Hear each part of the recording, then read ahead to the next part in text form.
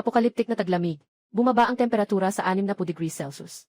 Ang ex-husband ko at ang kanyang white moonlight ay nag-away para sa kalahating amag na tinapay. Nang mawalan sila ng katinuan sa gutom, sinimulan nilang kainin ang mga hibla ng seda mula sa kumot. Samantala, ako at ang aking mga magulang ay nakaupo sa isang matibay na kuta ng apokalipsis, na may aircon na may pare-parehong temperatura. Kumakain ng maanghang na hotpot, at ang lahat ng ito ay nagsimula nang iwan niya ako matapos manalo sa loto. Ang tiket ng loto na binili ng asawa ko ay nanalo ng 50 milyong premyo. Isang araw bago kunin ang premyo, inihagis niya sa mukha ko ang kasunduan sa diborsyo. Sumang, pirmahan mo na. Ang kondo sa downtown na may tanaw sa ilog ay sa akin. Ang lumang bakuran sa labas ng bayan at ang segunda manong ife doon ay sa iyo. Ang natitirang 300,000 sa card ay sa iyo na rin. Ituring mo na akong umalis ng walang dala. Sapat na iyan para sa iyo, di ba? Tiningnan ako ni Shen Hao mula sa itaas. Ang kanyang mga mata ay puno ng hindi maitagong tuwa at pagkamuhi. Sa likod niya, nakatayo ang kanyang white moonlight na unang pag-ibig na kakarating lang mula sa ibang bansa. Si Lindsay. Malambing na nakakapit si Lindsay sa braso nito. Habang tumatawa ng mahinhin. Howje? Nakakaawa rin naman si Ate Manman. Bakit hindi mo na lang siya bigyan ng dagdag na 20,000 pambayad sa taxi? Malayo rin naman kasi ang suburbia. Habang tinitignan ang mayabang na mukha ng dalawang ito, mariin kong kinurot ang aking palad. Pinipigilan ko ang tawa na halos lumabas sa aking lalamunan. CJ, pipirmahan ko. Wala akong pag-aalinlangan. Kinuha ko ang panulat at mabilis na pinirmahan ang aking pangalan. Nagulat si Shen Hao. Mukhang hindi niya inasahan na ganoon ako kabilis sumang-ayon. Ang dami niyang inihandang salita para i-V ako. Pero ngayon ay nakabara lahat sa lalamunan niya. Namumula ang mukha niya sa pagpipigil. Ikaw, huwag mong isipin na dahil pumirma ka ay kaawaan kita. Sa loob ng 30 araw na cooling off period na ito, mas mabuti pang umalis ka na sa bahay na ito. Huwag kang mag-alala. Aalis na ako ngayon. Tiningnan ko sila ng malamig at pumasok sa kwarto.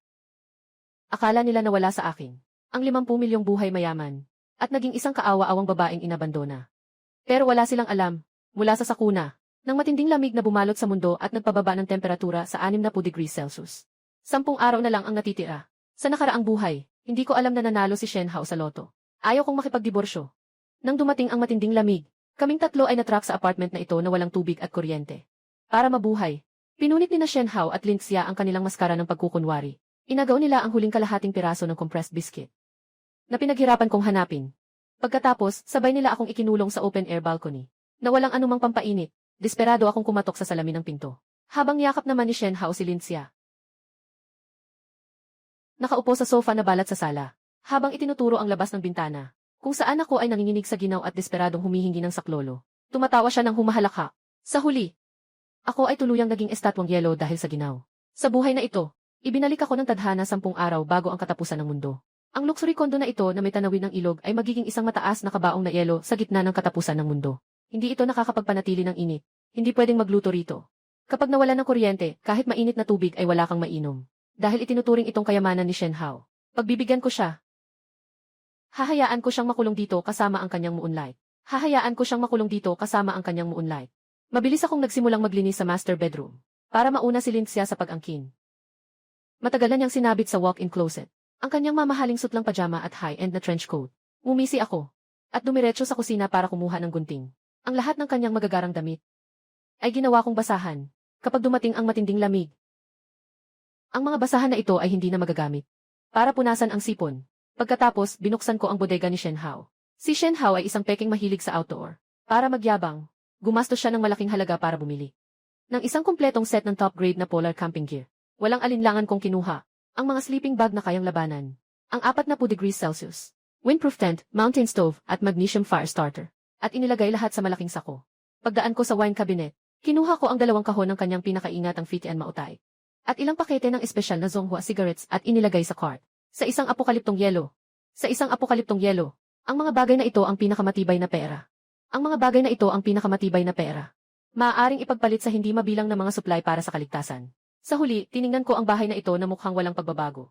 Ngunit sa katunayan ay walang laman. Naglagay ako ng mga real-time monitor sa ilang mahahalagang nakatagong lokasyon. Tapos na, bitbit ang aking mga bagahe. Sumakay ako sa lumang second-hand na ihi sa bakuran. Amoy amag sa loob ng sasakyan. Nahirapan pang ang paandarin. Nasa driver's seat ako. Pero hindi ako nagmadaling paandarin ang sasakyan. Sa halip, kinuha ko ang aking cellphone. Ang masakit na aral mula sa nakaraang buhay ko ay nagsasabing sa harap ng matinding lamig. Ang 300,000 ay hindi sapat. Kung gusto kong gawing matibay na kuta ang aming bahay at mag-imbak ng sapat na supply para sa buong pamilya. Malayo pa ang mararating ng perang ito. Humugot ako ng malalim na hininga. At binuksan ang lahat ng bank API sa aking telepono. Mga API at online lending software. Jiaybay. Napakaraming bangko, mga kumpanya sa loob ng bansa, WeBank, mga bangko. Mga bangko, mga bangko, mga bangko, mga bangko. Mga bangko, mga bangko, mga bangko, mga bangko. Mga bangko, cash advance mula sa mga credit card ng iba't ibang bangko, mga bangko. Mga sangay ng bangko, cash advance mula sa mga credit card ng iba't ibang bangko, mga bangko. Mga bangko, cash advance mula sa mga credit card ng iba't ibang bangko. Kahit ang mga bangkong hindi ko man lang magawang tingnan noon. Kahit ang mga bangkong hindi ko man lang magawang tingnan noon. Pati na ang mga online lending API na nakakatakot ang laki ng interes. Basta't may mapagkukunan ng pera. Nang walang pag-aalinlangan, pinindot ko ang maximum limit. At mabilis na sinang-ayunan ang lahat ng kasunduan. Malapit na ang katapusan ng mundo. Sino pa ba ang magmamalasakit sa credit score? Sino pa ba ang may pakialam sa interes? Nakakuha ang iyong debit card ng 500,000 yuan. Ding! Ang iyong mabilis na pautang sa mortgage ng bahay ay inilipat. 2,000,000 yuan. Ding! Ang card na nagtatapos sa 7,749 ay nakatanggap ng 2,500,000 yuan. Habang nakikinig sa walang tigil na notification ng pagpasok ng pera sa aking telepono, at nakikita ang balance ng aking bank account, na umakyat mula 300,000 hanggang 5,000,000 higit pa, ang aking nanlalamig na mga kamay at paa ay sa wakas ay nagkaroon ng kaunting init. Sa perang ito, hindi ko lang mapapatibay ang aming bayan, kundi maayos ko rin ang sirang isi na ito. Apak ko ang gas. Ang luma at sirang isi ay umubo ng malakas. Nagbuga ng itim na usok. Habang ako at ang 5,000,000 pautang na kinuha ko pa lang, ay nagmamadali pa uwi sa aming rural na bahay sa labas ng syudad. 2:00 ng madaling araw. Bumalik ako sa aming farmstay sa gilid ng bundok. Narinig ang ingay. Lumabas ang aking mga magulang na nakasuot ng lumang jacket, nag-iingat. Sa sandaling makita ko sila ng malinaw. Binuksan ko ang pinto ng kotse at niyakap si nanay. Umiyak ako ng sobra. Sa nakaraang buhay hanggang sa mamatay ako sa gitna ng kawalan. Hindi ko na sila muling nakita pa. Ano na nangyari at 10 oras na ng gabi? Nag-alala si nanay. Mahigpit ko silang hinawakan sa kamay at pumasok sa loob. Nilock ko ang pinto. Hawak ang mainit na tubig. Humugot ako ng malalim na hininga at sinabi ang tungkol kay Shen Hao. Nananalo ng 50 milyon, niloko ako kay Yue Guang at pinalayas ako. Galit na galit si mama at minura ang dalawang iyon. Ma, hindi na mahalaga ang lahat ng ito. Pinutol ko ang kanilang sinasabi. Sa tono na hindi ko pa nagagawa noon. Ang sasabihin ko sa inyo. Baka isipin ninyong nababaliw na ako. Pero kailangan ninyo akong paniwalaan. Pagkalipas ng 10 araw, babagsak ang temperatura sa 60 degree sa ibaba ng zero. Ang pagdating ng katapusan ng mundo. At kung paano ako namatay at muling nabuhay. Sinabi ko ang lahat ng buong detalye. Namayani ang nakakabinging katahimikan sa loob ng bahay. Tanging ang orasan sa dingding ang naririnig na tumitiktak. Pagkatapos ng maikling katahimikan, sinabi ni tatay na may namumulang mata. Kahit na mayroong isa sa 10,000 posibilidad, hindi nahahayaan ni na tatay at nanay na maranasan mo ulit ang hirap na iyon. Anak, sabihin mo kung ano ang gagawin. Iyon ang gagawin natin. Hindi nagsalita ang nanay ko. Umiiyak lang siya. At mahigpit na hinawakan ang kamay ko. CJ, pinunasan ko ang aking mga luha. Inilabas ko ang aking cellphone. May 300,000 akong ipon. Pero gamit ang aking pagkakakilanlan. Inutang ko ang lahat ng kaya kong utangin. Pati na ang lahat ng credit card ko ay inubos ko. Ngayon, sa card ko, ay may kabuang 5.3 milyon na. 5. Mahigit 5 milyon. Nanlaki ang mga mata ni Itay. Halos mabulunan siya sa sarili niyang laway. Habang buhay na nagpatakbo ng farm resort ang matatanda. Pero hindi pa sila nakakakita ng ganoon kalaking halaga ng pera. 5 milyon. Ngumisi ako. Sa loob ng 10 araw, magiging yelo ang mga server ng bangko. Hindi na makakatawag ang mga kolektor.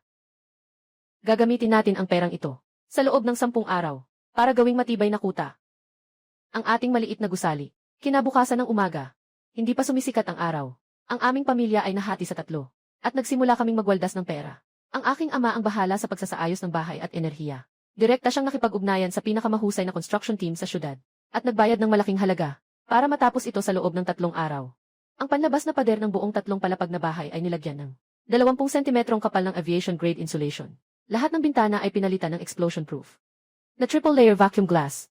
Nilagyan pa ito sa loob ng layer ng windproof at heat-insulating film. Ang pintuan ng gusali ay pinalitan mismo ng mechanical vault door na pangbangko. Kahit langaw ay hindi makakapasok. Pagdating naman sa pagpapainit, ang tatay ko ay gumamit ng koneksyon para makabili ng 2 malalaking military-grade na Celent diesel generator. Direkta niya itong inilagay sa basement. Hindi lang yon, umupa din siya ng 3 maliliit na truck. At nagdala ng 50 malalaking drum ng zero hash diesel. Kasama ang mahigit 10 tonelada ng smokeless coal at tambak ng fruitwood charcoal. Hanggat may sapat na langis at uling. Sa labas, panahon na ng yelo. Pero sa bahay, mainit pa rin para makapag-short sleeves tayo. Ang tatay ko, buong loob na nangako. Ang nanay ko naman, naging tagapamahala ng logistic.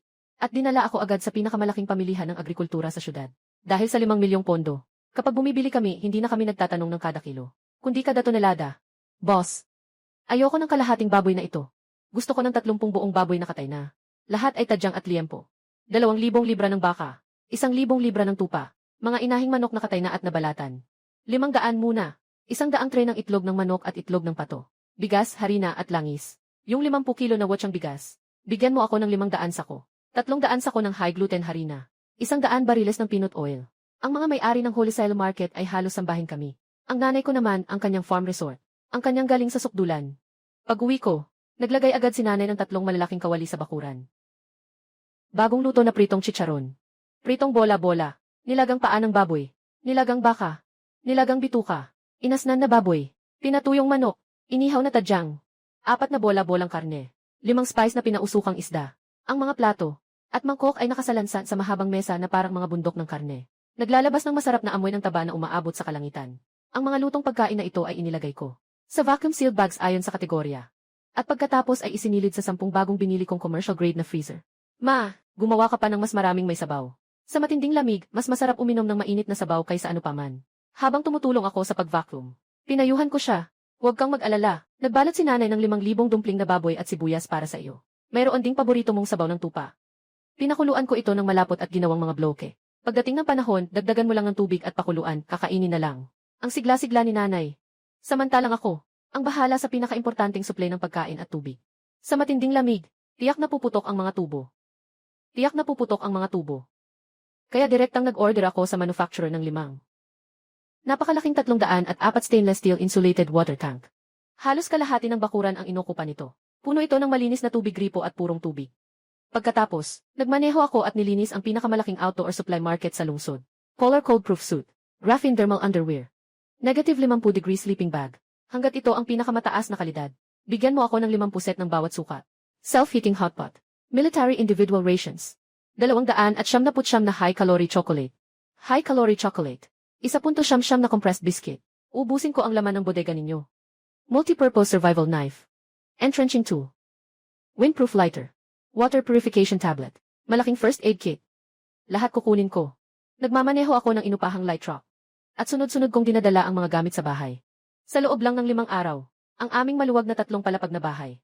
Ang unang palapag at basement ay puno na. At wala nang mapaglagyan. Puro alak na bulaklak, wala nang mapaglagyan. Wala nang mapaglagyan.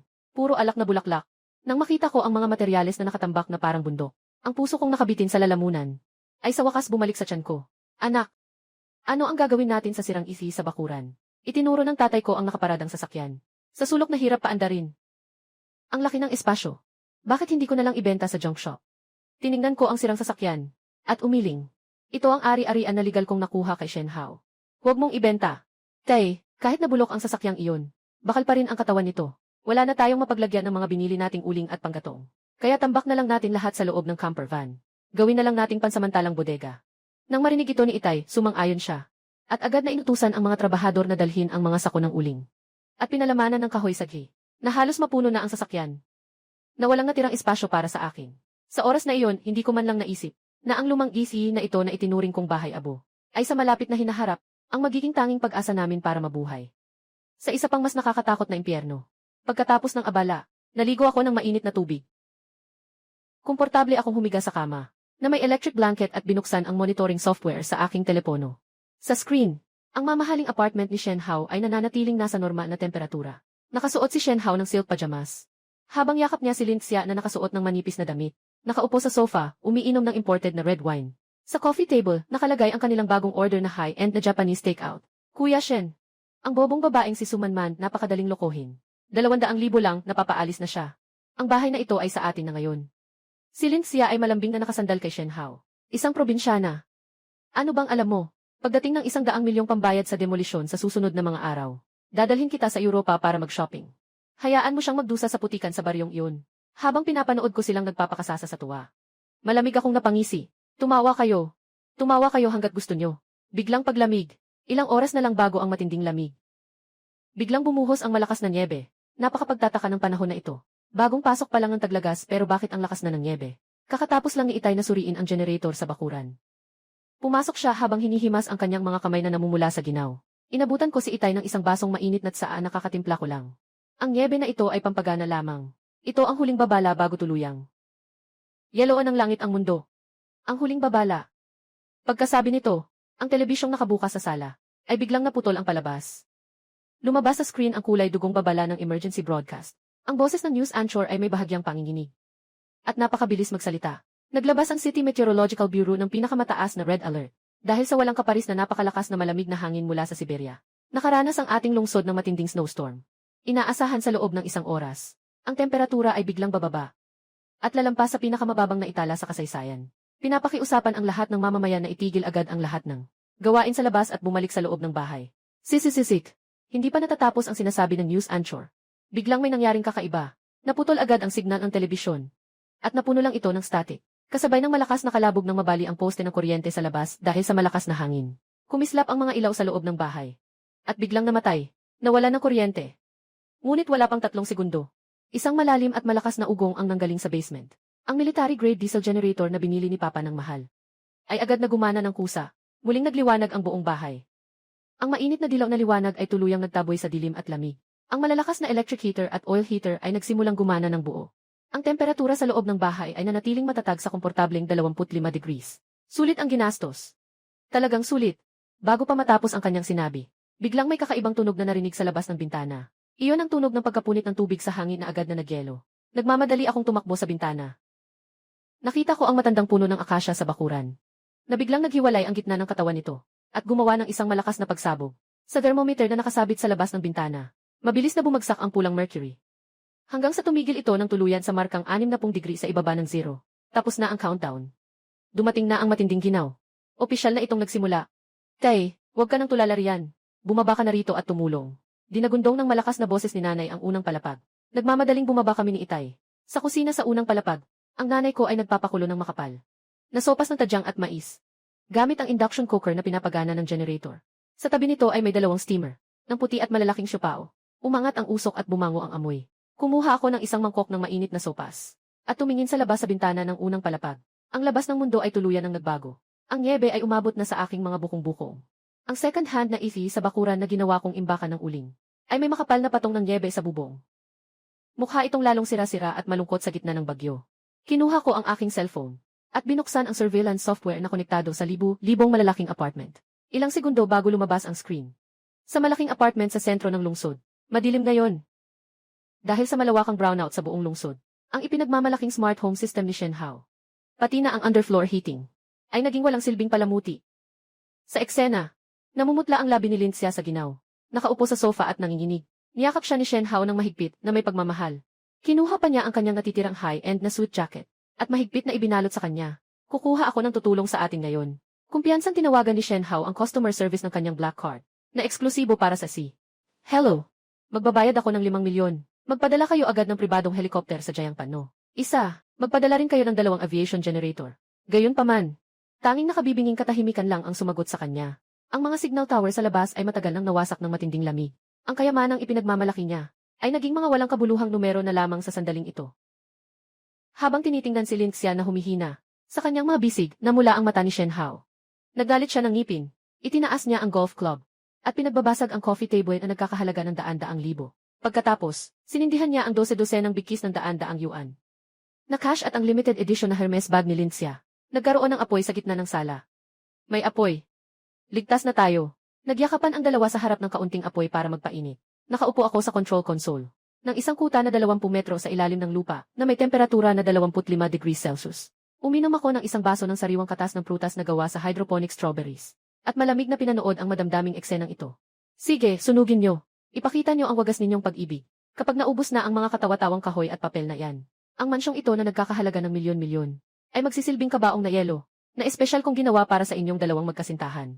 Man, ano ang tinitingnan mo? Nilapitan ako ni nanay na may dalang bagong pritong crispy pork. Wala, nanay. Pinatay ko ang screen ng aking telepono. Ang aking mga mata ay mas maliwanag kaysa dati. Ang sarap ng crispy pork na ito. Tatay, kumain din po kayo ng marami. Bukas, kakain tayo ng maanghang na hotpot. Ang diwa ng maanghang na hotpot at moments. Sa ika-5 araw ng matinding paglamig, ang temperatura sa labas ay tuluyan ng bumaba sa 80 degrees Celsius. Ang malakas na hangin ay nagdadala ng malalaking piraso ng niebe, na tuluyang bumabalot sa buong lungsod. Ang dating mataong kalye, ang matatayog na gusali. Ngayon, ang tanging natitira ay isang nakamamatay na katahimikan. At sa nagielong impyernong ito, ang aming 3 palapag na bahay ay parang isang Mainit na kuta na hiwalay sa mundo. Ang dalawang pangmilitar na diesel generator sa basement ay naglalabas ng mababa at nakakapanatag na ugong. Ang mga bintana sa unang at ikalawang palapag ay muling pinatibay ng aking ama. Gamit ang makapal na transparent na plastic na panlaban sa hangin at kahoy. Walang lamig na makakapasok. Man, halika na. Kumukulo na ang tubig. Suot ang apron. Lumabas si nanay mula sa kusina, na may dalang malaking hotpot at inilagay ito sa induction cooker sa gitna ng sala. Kumukulo ang maanghang na sabaw. Sili, ang matapang na halimuyak ng Szechuan peppercorn at mantika, ay biglang kumalat sa loob ng silid na ito na may temperaturang 25 degrees. Sa ibabaw ng mesa ay nakahain ang mga dekalidad na hiwa ng baka na manipis na parang pakpak ng kuliglig. Mga sariwang hiwa ng tupa, malutong na sariwang tripe, at iba't ibang gulay at produktong gawa sa toyo na malinis na malinis. Sa gitna ng katapusan ng mundo kung saan kahit isang basong mainit na tubig ay itinuturing ng luho, ang napakasarap na hotpot na ito ay mas mahalaga pa kaysa sa ginto. Kumuha ako ng isang hiwa ng baka at isinausaw. Ito nang mabilis sa kumukulong pulang sabaw, at ibinabad sa malinamnam na sausawan na may bawang at sesame oil, bago isubo ng buo. Pumutok ang mainit at maanghang na katas ng karne sa loob ng aking bibig. Ang sarap sa pakiramdam na nagpapainit sa buong katawan mula sa tiyan. Napapapikit ako. Ang sarap. Ma, ang sarap ng sabaw. Nag-thumbs up ako. Siyempre. Hindi mo ba nakita ang galing ng nanay mo sa pagluluto noon? Halika, anak, tagay tayo. Para ipagdiwang naligtas tayong lahat na pamilya. Uminom si Itay ng isang lagok ng malamig na beer. At komportableng sumandal sa sofa.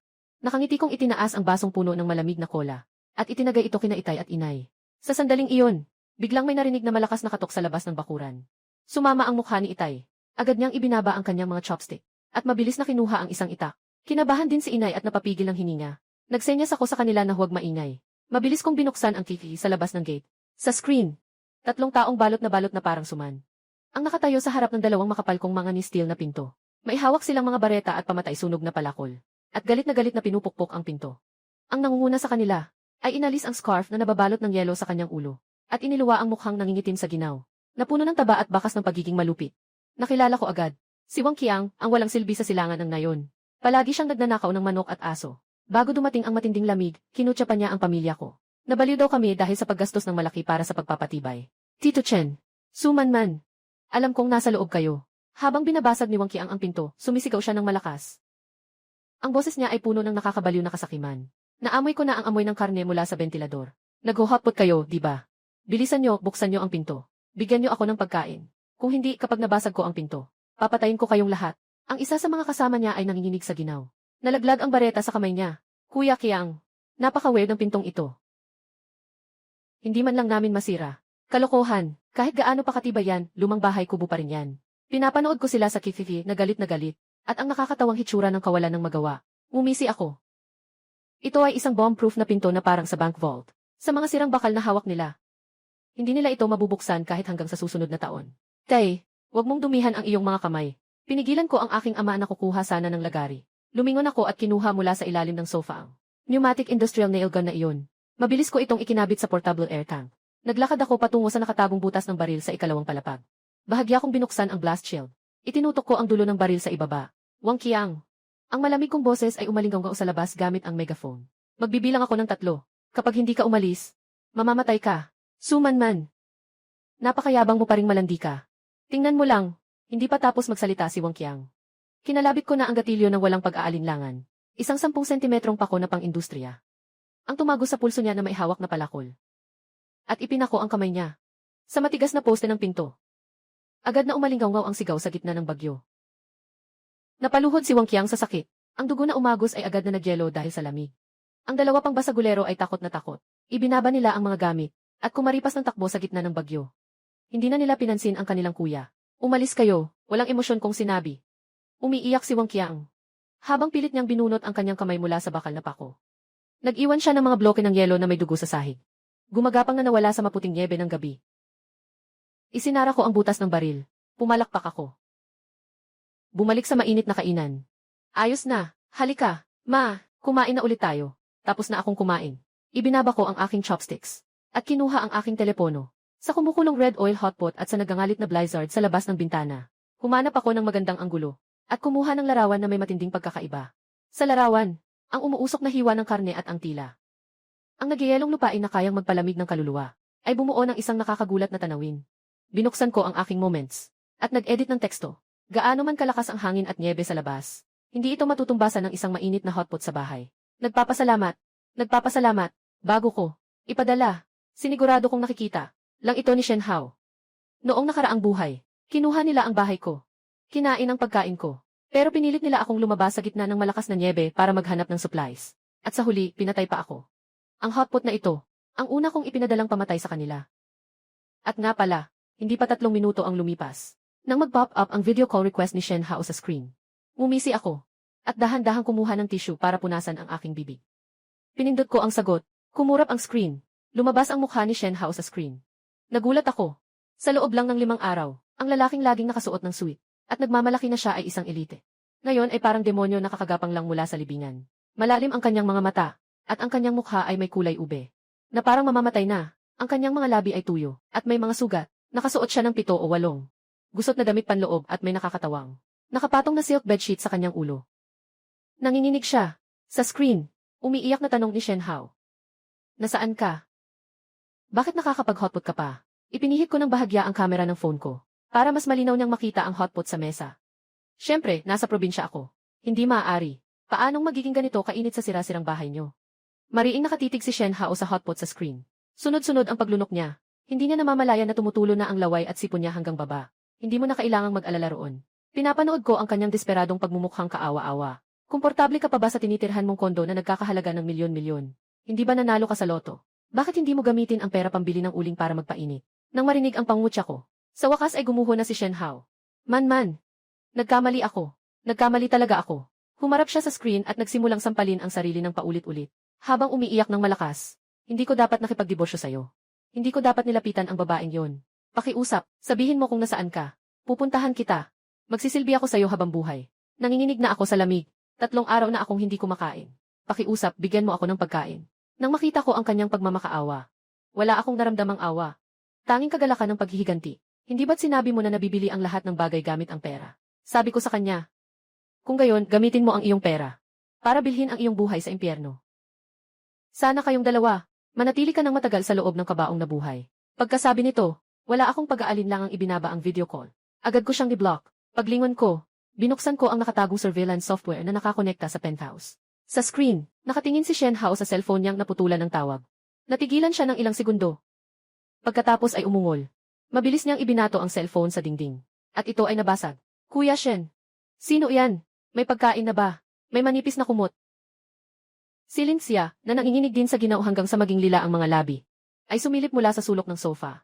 At mahinang nagtanong. Pagkarinig sa boses ni Linxia, ang mga mata ni Shen Hao na nanlilisik sa gutom ay nakapako sa kanya. Sa kisi, hinablot ni Shen Hao ang kanyang buhok. At kinalagkad siya palabas ng kumot. Kumain ka. Kung hindi mo lang ako inakit. Nakaupo ako ngayon sa isang mainit na silid at kumakain ng hotpot. Kasalanan mo lahat. Shen Hao, nababaliw ka na ba? Bitawan mo ako. Pilit na pumalag si Linxia. Sumisigaw habang sinusubukang hawakan ang kanyang mukha. Nagtago ka ba ng kalahating pakete ng biskwit kahapon? Ibigay mo. Ibigay mo sa akin. Mahigpit na idiniin ni Shen Hao si Linxia sa malamig na sahig. Ang kanyang mga kamao ay bumuhos na parang ulan sa mukha niya. Sa tiyan niya, para sa huling subo ng pagkain na makapagpapatuloy ng buhay. Ang dalawang ito na dati nangako ng wagas na pag-ibig, at nakipagsabuatan para linlangin ako, ay tuluyan ng naghubad ng kanilang mapagkunwaring maskara, at nagsimulang mag-away. Malamig ko silang pinanood na nagbubugbugan sa kike, at isinara ang epi. Ngayon palang magsisimula ang tunay na palabas. Pagkatapos kumain ng hapunan, gaya ng dati, pumunta ako sa terrace sa ikatlong palapagdala ang aking teleskopyo, para obserbahan ang labas. Hindi pa rin tumitigil ang malakas na snow. Gayunpaman, nang itutok ko ang teleskopyo sa direksyon ng Karatigbayan, automatiko akong napakunot noo. Sa lugar na dapat ay nababalutan ng dilim at sa abot tanaw na lubusang nababalot ng unos, hindi ko alam kung kailan, ay biglang sumilip ang isang nakapangingilabot na kulay berdeng liwanag. Ang liwanag na iyon ay kumukurap-kurap sa gitna ng unos, na may dalang kakaiba at masamang pakiramdam. Ano, iyon? Biglang nakaramdam ako ng hindi maipaliwanag na kaba. Sa nakaraang buhay, masyado akong maagang namatay, kaya wala akong ideya kung ano ang mangyayari pagkatapos ng matinding lamig. Sa sandaling iyon, ang lumang radyo na iniwan ni Itay sa sala ay biglang naglabas ng nakakabinging tunog ng static. Sa channel na dati ay mahina lang ang signal at puro ingay, ay putol-putol na may narinig akong malakas na sigaw ng takot ng lalaki. Tulong! Huwag kayong lumapit. Sila, buhay sila. Sumabog ang A4 lab. Berde ang uso. Kinakain nila ang mga tao. Kasabay na nakakapanindig balahibong tunog ng pagkapunit ng laman. Tuluyang nawala ng signal ang radyo. Ang tanging natira ay ang nakakabinging ingay. Lumingon ako at tinitigan ang lumiliwanag na berdeng ilaw sa kalangitan. Ang puso ko ay bumibilis sa pagtibok. Kumakain ng tao. May nabuhay. Hanggang sa kamatayan ko, akala ko ang katapusan ng mundo ay isang matinding kalamidad lang. Pero ngayon, ang tunay na impyerno ay tila kakabukas lang ng pinto. Matinding pagbabago ng lamig, dagsa ng mga buhay na patay. Ang ingay ng radyo ay umalinggaw-ngaw sa tahimik na sala. Unti-unting kinakalagkad ang aking nerbiyos.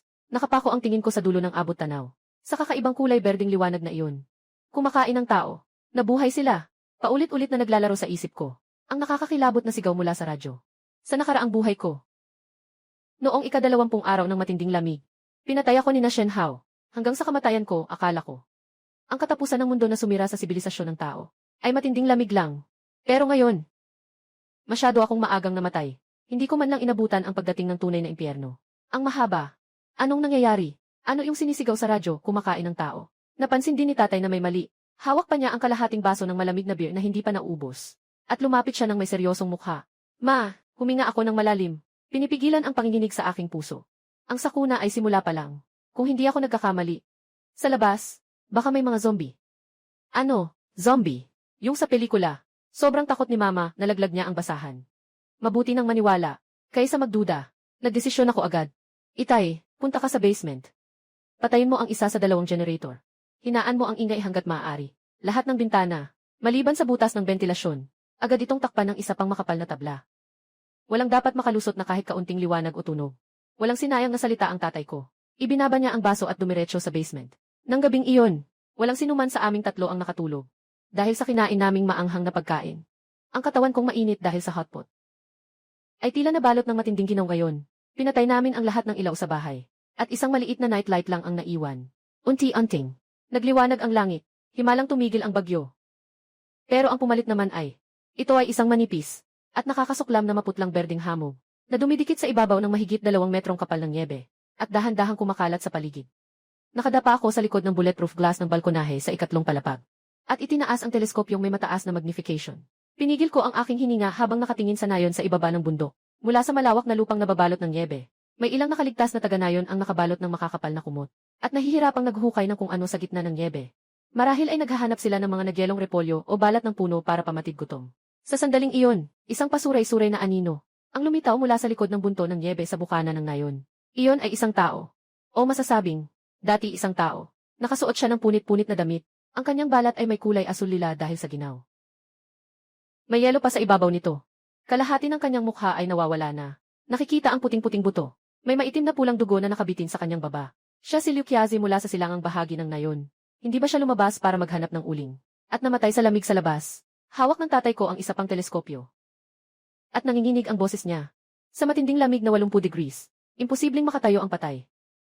Maliban kung hindi na siya tao. Nakita kong kumibot ang bangkay.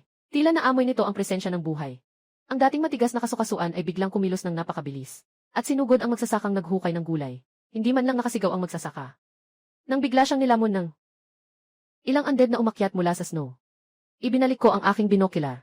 Parang nagwawala ang sikmura ko. Ito ang tunay na katapusan ng mundo. Pinatay ng matinding lamig ang 80% ng sangkatauhan.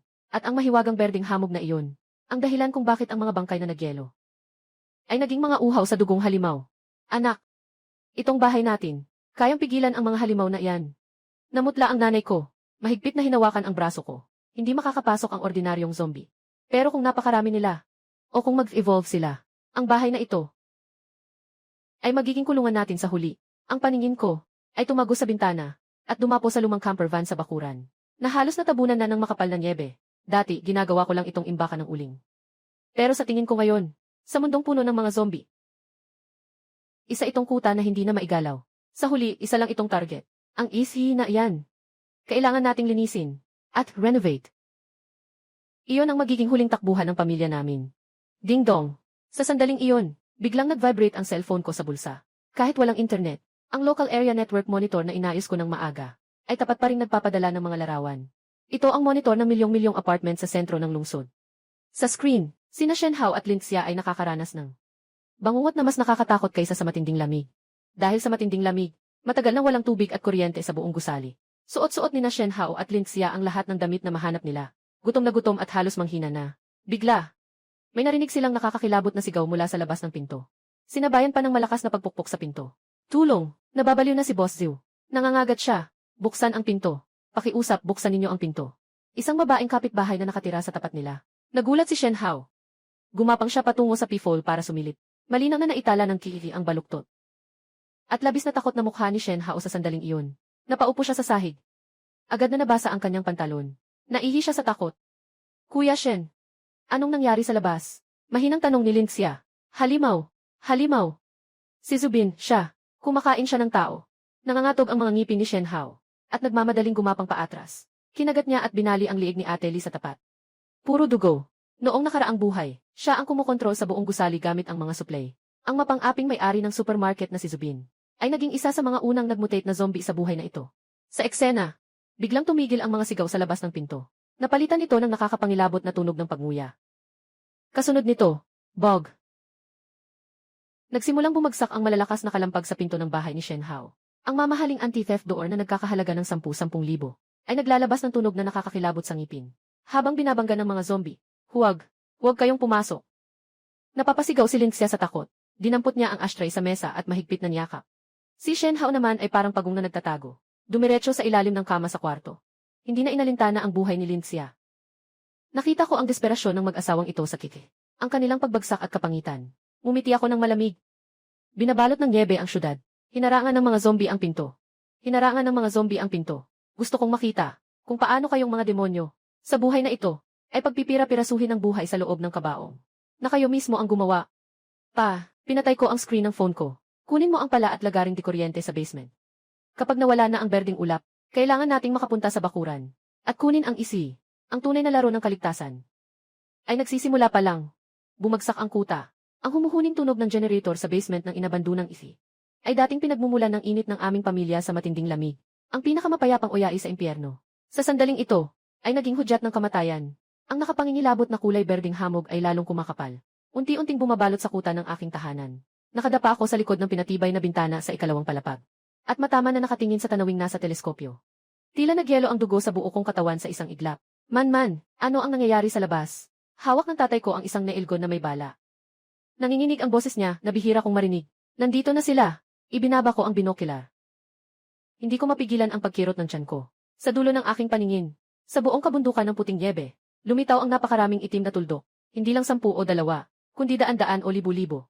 Ang mga bangkay na namatay sa lamig na 80 degrees Celsius. Sa ilalim ng pagkalat ng berdeng ulap, muling tumayo sa isang napakapilipit na posisyon. May mga yelo sa kanilang katawan. Ang ilan ay walang braso o binti. Ang ilan ay may kalahati ng mukha na nabubulok dahil sa lamig. Ngunit lahat sila ay tumatakbo ng mabilis sa iisang direksyon. Iyon ang amoy ng sariwang dugo ng tao at 25 degrees Celsius. Ang unang zombie ay bumangga ng malakas sa rehas ng bintana sa unang palapag. Sinundan ito ng pangalawa at pangatlo. Ang malalim na tunog ng pagbangga ay parang sunod-sunod na tunog ng tambol. Ang buong 3 palapag na bahay ay bahagyang umuga sa nakakatakot na pagtama. Ang aking ipinagmamalaking aerospace-grade insulation ay nagsimulang maglabas ng tunog ng pagkapunit. Sa ilalim ng walang tigil na pagkamot ng mga zombie. Matanda, ang pinto, parang may mali sa pinto. Narinig ko ang tili ng takot ni Mama mula sa hagdan. Nagmamadali kaming bumaba ni Papa na parang mga baliw. Sa lobby ng unang palapag, ang pintong ipinagawa ko ng mahal. Na ipinagmamalaking hindi kayang pasabugin kahit ng dinamita. Ang mechanical security door na kasing tibay ng vault ng bangko ay kasalukuyang naglalabas ng nakakangilong tunog. Ang mga zombie ay walang katinuan. Pero alam nilang magpatong-patong. Daan-daan, libu-libong bangkay ang nakatambak sa labas ng pinto. Dahil sa bigat, nagsimulang mabaluktot ang purong bakal na frame ng pinto. Ang mas nakamamatay ay nagsimulang tumagas mula sa siwang ng pinto ang nakakadiring berdeng lason. At ang malapot na berdeng dugo na lumabas mula sa mga zombie na sumabog dahil sa pagkakapiga. Tik-tak. Ang berdeng nakalalasong dugo ay tumulo sa mga naimbak namin sa pintuan. 12 ng sako ng watsyang bigas at mga kahon ng pinatuyong gulay. Agad na umusok ng matindi. Ang mga pakete ay kinain at nagkaroon ng malalaking butas. Ang laman na pagkain ay mabilis na umitim. At nabulok, ang aking pagkain. Ang aking karne. Namumula ang mga mata ng aking ina. Sa hindi sinasadyang pagkakataon, gusto niyang sumugod para iligtas ang mga pinaghirapan niyang iprito na crispy pork at meatballs. Ma, huwag kang lumapit. May lason yan. Mahigpit kong niyakap ang baywang ni Mama. Tapos na. Ang gusaling ito na nagkakahalaga ng milyon-milyon.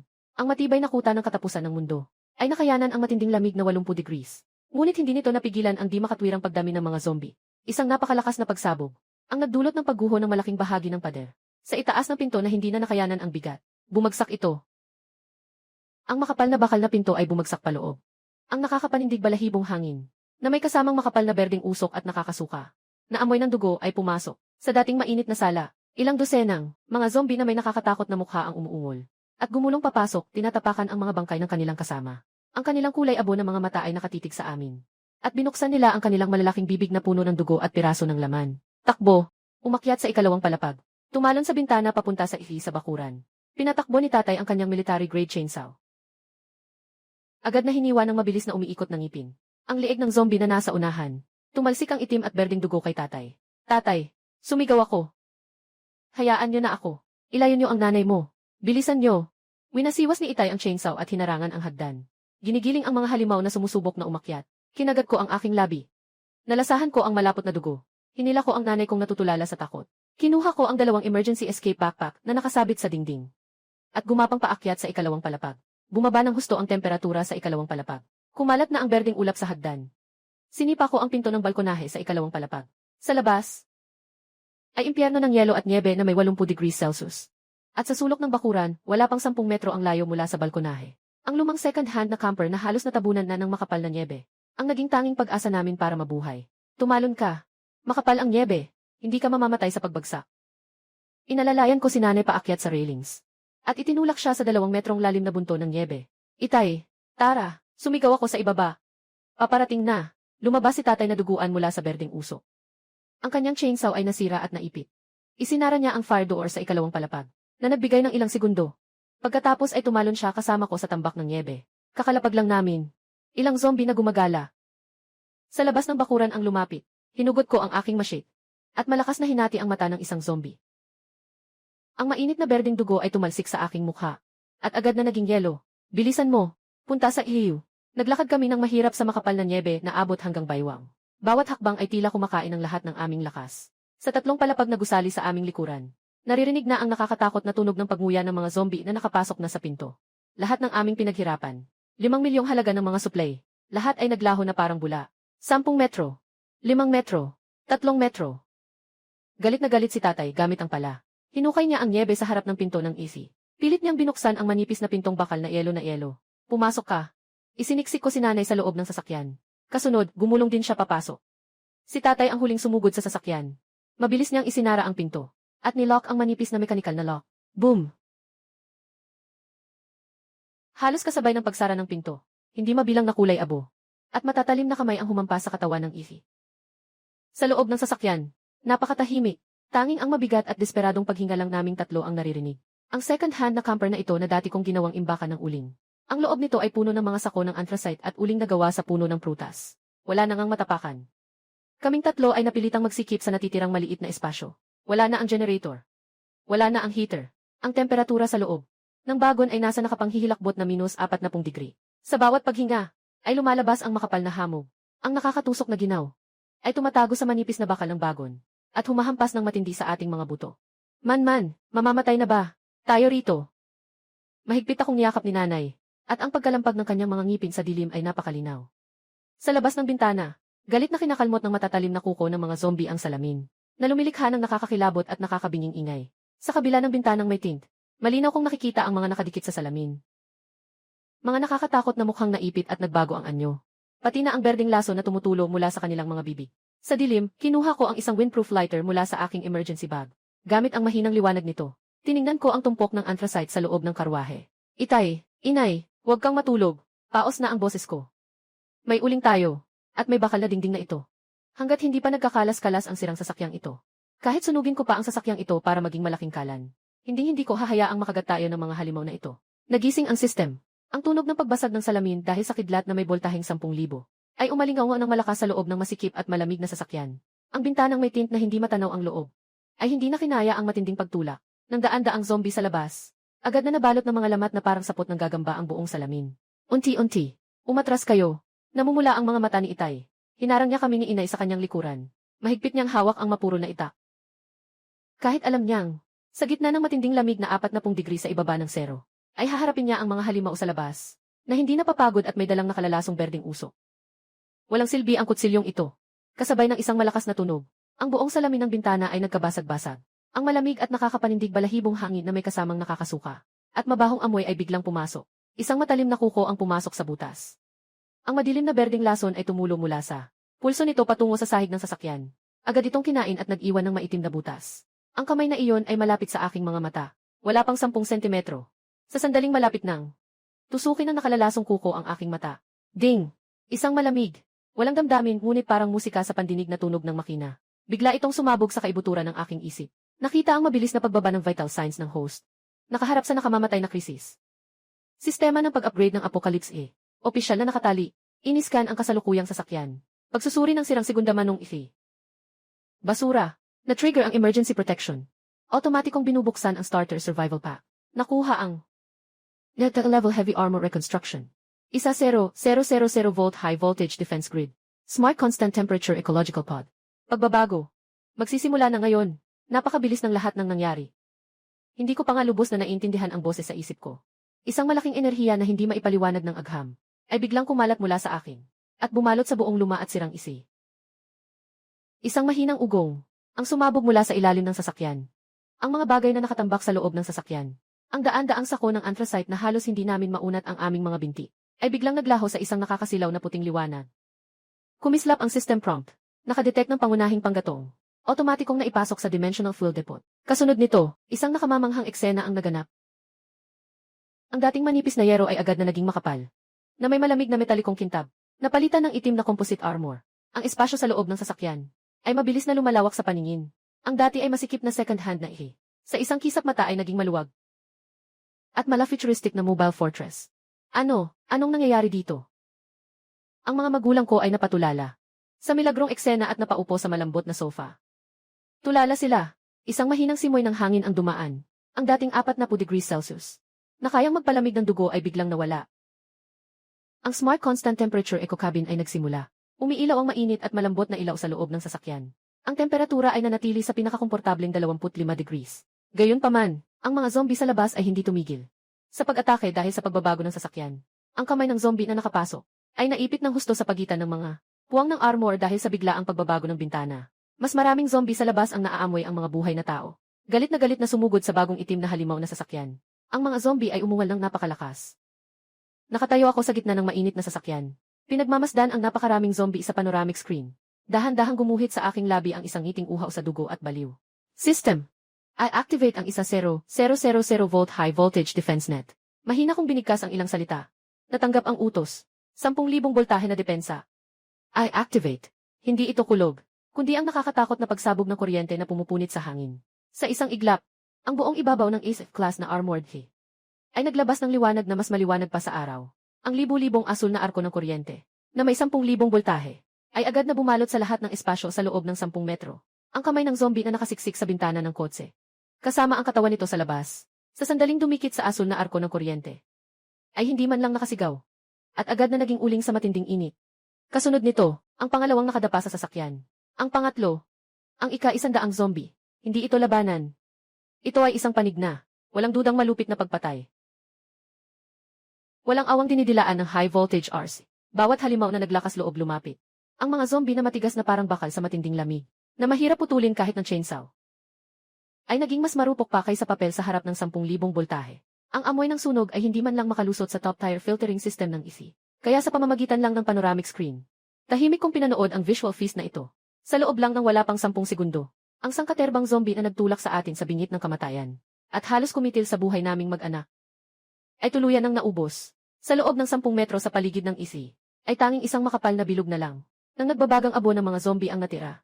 At sa labas nito, ang mga zombie na hindi pa nakakalapit ay tila nakaramdam. Dahil sa isang matinding takot na nagmumula sa instinct, ay bigla na lang itong huminto. At naglalabas ng hindi mapakaling ungol sa direksyon ng IC. Pero hindi na naglakas loob na lumapit pa. Man, napalunok ang tatay ko. At nahulog ang hawak niyang itak sa lupa ng may kalansing. Habang nakatingin sa lahat ng hindi kapani-paniwala, ang boses ko'y nanginginig. Ano ba talaga ito? Humugot ako ng malalim na hininga mula sa mainit na hangin sa loob ng kotse na may bahagyang amoy ng pino.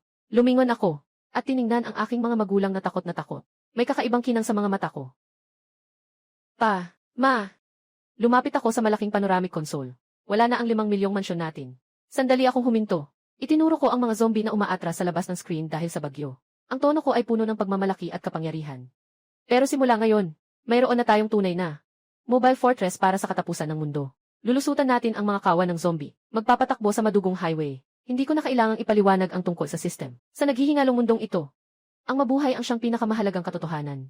Sa sandaling iyon, biglang kumislap ang nakakasilaw na pulang ilaw sa panoramic surveillance screen. Bagaman ang mga zombie sa malapit ay agad na nalipo ng 1-0 volt high voltage. Ngunit ang nakakabinging dagundong ng kulog kanina. At ang matinding liwanag na ibinuga ng muling pagbuo ng ifi. Sa tahimik at napakalamig na gabing ito, ay parang isang malaking ilaw na gabay. Ay parang, sa gilid ng screen. Sa malayo, sa gitna ng niebe at berdeng ulap, mas marami pang pulang tuldok ang lumitaw. Ang buong nayon, maging ang mga namatay sa lamig sa karatig na yon, ay naging mga zombie dahil sa berdeng ulap. Kinalagkad nila ang kanilang matitigas na labi. At tinahak ang mahigit 2 metrong lalim ng niebe. Nagkukumpulan sila sa bakuran ng bahay namin. Narito na naman sila. Anak, anong gagawin natin? Nakita ni nanay sa screen ang mga halimaw na may berdeng laway sa bibig, at nanginginig ang boses niya sa takot. Anong gagawin natin? Napangisi ako ng mapanghamak. Naglakad ako ng mabilis patungo sa cockpit na puno ng futuristic na teknolohiya. Ipinaupo ko ang aking sarili sa upuang. May mahigpit na suporta at may heating at massage function pa. Mahigpit kong hinawakan ang manibela, na may malamig na ningning ng metal. Sumilay sa aking mga mata ang bahid ng kabaliwan at pagkauhaw sa dugo. Kumapit ka ng mabuti. Pinindot ko ang kulay pulang start button sa gitnang konsol. Ang nakatagong lakas ng isip class na heavy-duty HE. Biglang nagpakawala ng nakakangilong puwersa ang core nito. Para bang nagkaroon ng buhay ang buong sasakyan. At umugong ng malalim habang nakapreno. System. Lumipat sa all-terrain track mode. Natanggap ang utos. Muling binubuo ang chassis. Na-deploy na ang all-terrain ice-breaking tracks. Walang pag-aalinlangan kong itinulak ang gear sa dulo. At buong lakas na inapakan ang gas. Ang itim na bakal na halimaw na may bigat na 10 tonelada ay mabilis na humaruro. Ang nasa harapan. Ang bakod ng aming bahay na nagkakahalaga ng mahigit 100,000 at gawa sa reinforced concrete, kasabay ng isang nakakabinging pagsabog, ay agad na nagkahiwa-hiwalay. Ang mga basag na ladrilyo at bakal ay lumipad sa hangin. Paglabas ko pa lang ng bakuran, sinalubong ako ng unang alon ng mga residente. Na dumating, ilang dosenang zombie ang sumugod sa sasakyan. Sinusubukan nilang gamitin ang kanilang mga kuko, na kayang pumunit ng laman, para pigilan ang makinang ito. Naghahanap ng kamatayan. Malamig ang aking mga mata, hindi ko man lang ginalaw ang manibela. Ang nakakakilabot na tunog ng pagkabali ng buto at pagputok ng laman ay sunod-sunod na narinig sa ilalim ng sasakyan. Ang malaking all-terrain ice-breaking track ay walang awang dumadaan sa mga bulok na katawan. Anong mga bangkay na nagyelo? Anong mga mutant na halimaw? Sa harap ng ganap na bigat ng bakal at kinetic energy, lahat sila ay nadurog at naging pinulbos na laman. Ang madilim na berdeng laso na dugo at durog na laman ay tumalsik sa windshield na parang fountain. At agad itong nilinis ng smart wiper at high-pressure cleaning fluid. Napatay ang isang ordinaryong zombie. Nakakuha ng 1-0 upgrade points. Ding! Napatay ang isang ordinaryong zombie. Nakakuha ng 1-0 upgrade points. Sa aking isipan, ang malinaw na tunog ng sistema ay patuloy na nag-i-update. Tumingin ako sa rearview mirror. Sa gusaling na protekta sa amin sa loob ng mahigit 10 araw. Ngunit ngayon ay ganap ng sinakop ng mga zombie. Ang 3 palapag na bahay ay puno ng pinsala. Paalam. Aking dating kuta. Mula ngayon, ang mabigat na isihi na ito. Ang naging tunay naming tahanan sa apokalipsis. Ang isi ay umandar sa mga putol-putol na katawan. Umungol at humarurot sa National Highway na nababalutan ng niebe. Patuloy pa rin ang malakas na bagyo sa labas. Ang matinding lamig na 80 degrees ay tila ielo sa buong mundo. Sa labas ay isang desperadong impyerno ng yelo at niebe. Sa loob ay isang mainit na gumagalaw na paraiso. Ang ganitong matinding kaibahan ay nagpabukas sa bawat butas ng aking balat sa sarap. Man, saan tayo pupunta ngayon? Sa wakas ay nakabawi na si Itay mula sa pagkagulat. Tiningnan niya ang mabilis na paglipas ng niebe sa labas ng bintana at ang mga zombie na naiwan na ng malayo. May bahid ng tuwa ang kanyang boses dahil sa pagkakaligtas. Hawak ko ang manibela gamit ang isang kamay. Binuksan ng isa ko pang kamay ang holographic navigation map sa center console. Ang tingin ko, sa kabila ng bagyo, ay nakatutok sa direksyon ng sentro ng lungsod. Ang sentro ng lungsod ang pinakamatao. Ngayon, tiyak na ito ang pinakamalaking hotspot para sa ebolusyon ng mga zombie. At tiyak na ito ang pinakamagandang lugar para manghuli ng mga puntos para sa pag-upgrade ng sistema. Pumunta sa lungsod. Bumuo ako ng isang malamig at malupit na ngisi sa aking mga labi. Nagbabaga ang aking mga mata sa apoy ng paghihiganti. Pupuntahan ko ang aking mahal na dating asawa. At habang nasa daan, gagamitin ko ang mga zombie sa lungsod na ito para upgrade ang ating isi. Space unlocked. Sa isang malaking logistics park, libreng pamimili sa gitna ng bagyo sa highway. Isang higanting halimaw na bakal na may malamig na metalikong kintab ang sumusugod na parang dinudurog ang lahat. Napatay ang mahigit 500 zombie. Ang sistema ay umabot sa level 2. Na-unlock ang reward. 100,000 cubic meters ng folding space na may absolute stillness at preservation. Tandaan, maaaring gamitin sa pamamagitan ng isip o robotic arm. Agad na makukuha ang walang buhay na bagay sa loob ng 50 metro. Ang sunod-sunod na tunog ng makina sa aking isipan. Nagpatigil sa aking kamay na nakahawak sa manibela. At pagkatapos ay umiti ako ng malaki dahil sa tuwa. 100,000 metro kubiko. May kasamang absolute static preservation. Ano ang ibig sabihin nito? Ibig sabihin, kahit ilagay ko ang isang mangkok ng bagong lutong hotpot na may pulang mantika, kahit 10 taon pa, mainit pa rin ito. Maman, harangan ang daan sa harap. Itinuro ng aking ama ang panoramic screen. At nakakunot ang noo. Tumingala ako. At nakita kong tuluyang naharangan ang daan ng mahigit 10 mabibigat na articulated truck na nagkabanggaan. At sa likod ng mga truck na iyon, nakatayo ang isang malawak na grupo ng mga gusali na bahagyang nababalutan ng nyebe. Ilang malalaking easy sign na binugbog ng hangin at nyebe ang nakasabit sa tuktok ng gusali. South City International Cold Chain Logistics Park. Metro Storage Supermarket Main Warehouse. Nang makita ko ang mga salitang ito, biglang lumiwanag ang aking mga mata. Ito ang pinakamalaking distribution center ng supply sa buong lungsod. Nagbibigay ng karne, seafood at pang-araw-araw na bilihin sa milyon-milyong tao sa buong lungsod. Sa nakaraang buhay, ito ang Eden na pinapangarap ng maraming survivor. Ngunit dahil sa sobrang layo nito sa syudad, sobrang kapal ng nyebe, at sa dami ng mga zombie, walang sinuman ang nakarating dito ng buhay. Pero ngayon, narito na ito sa harap ko. Parang isang hubad na napakagandang dilag. Walang laban. Itay, inay. Diinan ko ang pagtapak sa preno. Ang mga gulong ay gumawa ng nakakabinging ingay sa yelo. Hindi na tayo maghihirap sa syudad.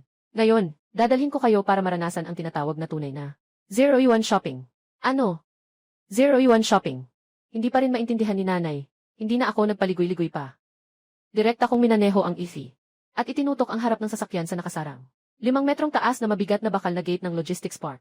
Sistema. I maximize ang power output. Ang ESET class na heavy-duty fuel ay umungol. At ang nakakatakot na kinetic energy ng 12 ng tonelada ay agad na sumabog. Ang mabigat na bakal na pintuan na sinasabing hindi kayang gibain kahit ng truck, ay parang papel lang na nagkawatak-watak. Sa lakas ng pagbangga ng easy, at biglang gumuho, ang malakas na ingay ay gumising sa mga zombie na naglalakad sa loob ng logistics park. Daan-daan o libo-libong nakaasul na uniforme, at nababalot ng yelo ang mga zombie. Ay nagsisigawan habang lumalabas mula sa dilim ng bawat bodega. Dumagsa sa aming easy. Naghahanap ng kamatayan, ngumisi ako. Hindi ko na binuksan ang high voltage power grid. Diretso kong tinapak ang gas pedal. Ang mga gulong ay walang tigil na dumudurog.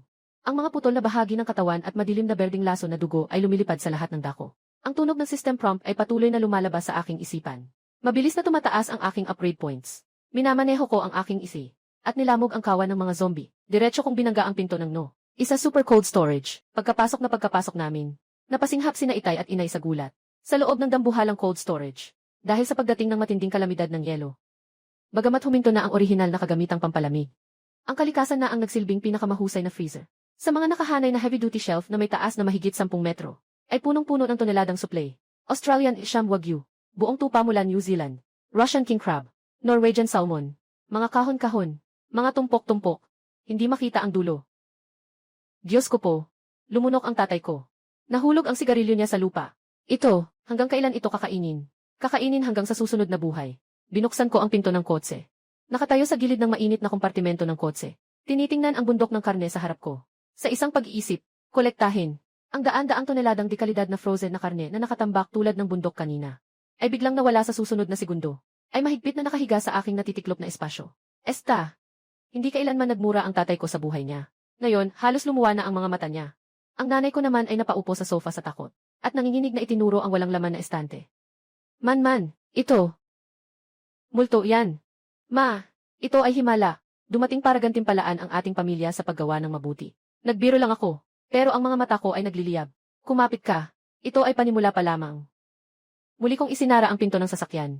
Minaneho ko ang easy at nagmamadaling dumaan sa malaking logistics park na ito. Warehouse 2, 10,000 tonelada ng wachang rice, premium harina, non-acid soybean oil. Kunin, warehouse number. Mga kahon ng dehydrated na gulay, mga dilatang pangmilitar, self-heating hot pot. Iba't ibang pampalasa. Ipunin. Warehouse bilang 4. Mga damit na panlamig. Polar sleeping bag. Anthracite. Generator set. Mayroon pang 12 ng tangke ng industrial grade na liquefied gas. Kunin niyo lahat. Sa huli, minaneho ko ang easy at diretsong binangga ang main warehouse ng supermarket na may lawak na 10,000 metro kwadrado. Chocolate. Potato chips. Coke. Tissue paper. Kahit yung mga mamahaling skincare at alak na dati hindi ko kayang bilhin. Hindi ko na tinitingnan. Kailangan kong nasa loob ng 50 metro. At i-activate ang vacuum cleaner mode. Para mabilis na kunin ang lahat. Ang buong proseso ay hindi umabot ng 2 oras. Ang logistics park na ito na nagkakahalaga ng bilyon-bilyon at kayang bumuhay ng kalahati ng lungsod, ay naisiksik na ngayon lahat sa napakalawak na folding space ng system.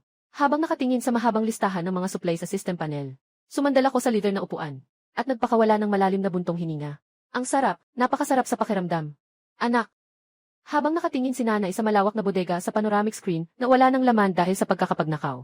May himig ng pagkatulala sa kanyang boses na parang nananaginip lang. Tayo na ba ngayon? Ang pinakamayamang tao sa mundo. Ano ba ang pinakamayaman? Mapang-uyam akong natawa. At iniikot ang isi. Nilamog ng mga kadena ng gulong ang mga ulo ng ilang zombie na nagtangkang lumapit. Tumanaw ako sa gitna ng hangin at niebe. Nakatitig ng diretsyo sa direksyon ng sentro ng lungsod. Pag-upgrade ng EC at pagsubok sa armas. Pag-alis sa niloobang logistics park. Ang aking ESET class na heavy-duty C ay parang isang busog na dambuhalang halimaw. Dahan-dahang bumabagta sa National Highway sa gitna ng hanging may temperaturang -80. Sa loob ng sasakyan, nagluluto si nanay ng steak gamit ang top-grade Sham Wagyu na nakuha namin ng libre sa kusina. Ang amoy ng mantikilya na hinaluan ng anghang ng paminta ay nakakapaglaway. Si tatay naman ay nakahiga ng komportable sa massage chair. Hawak ang isang baso ng 1,982 lafite. Pinapanood ang malakas na hangin at niebe sa labas ng panoramic screen. At paminsan-minsan ay ngumunguya. Samantala, ako. Habang hawak ang manibela sa isang kamay. Habang nakatingin sa 12,500 upgrade points sa system panel. Hindi ko mapigilang mapangiti. Napakamahiwaga talaga ng mundong ito. Sa nakaraang buhay, dahil lang sa kalahating amag na tinapay. Pinilit akong mamatay ng ibang tao.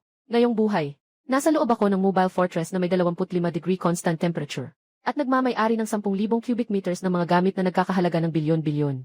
Maman, may nangyayari sa unahan. Biglang umupo ng tuwid ang tatay ko. Hindi na niya pinansin ang red wine na natapon sa leather seat.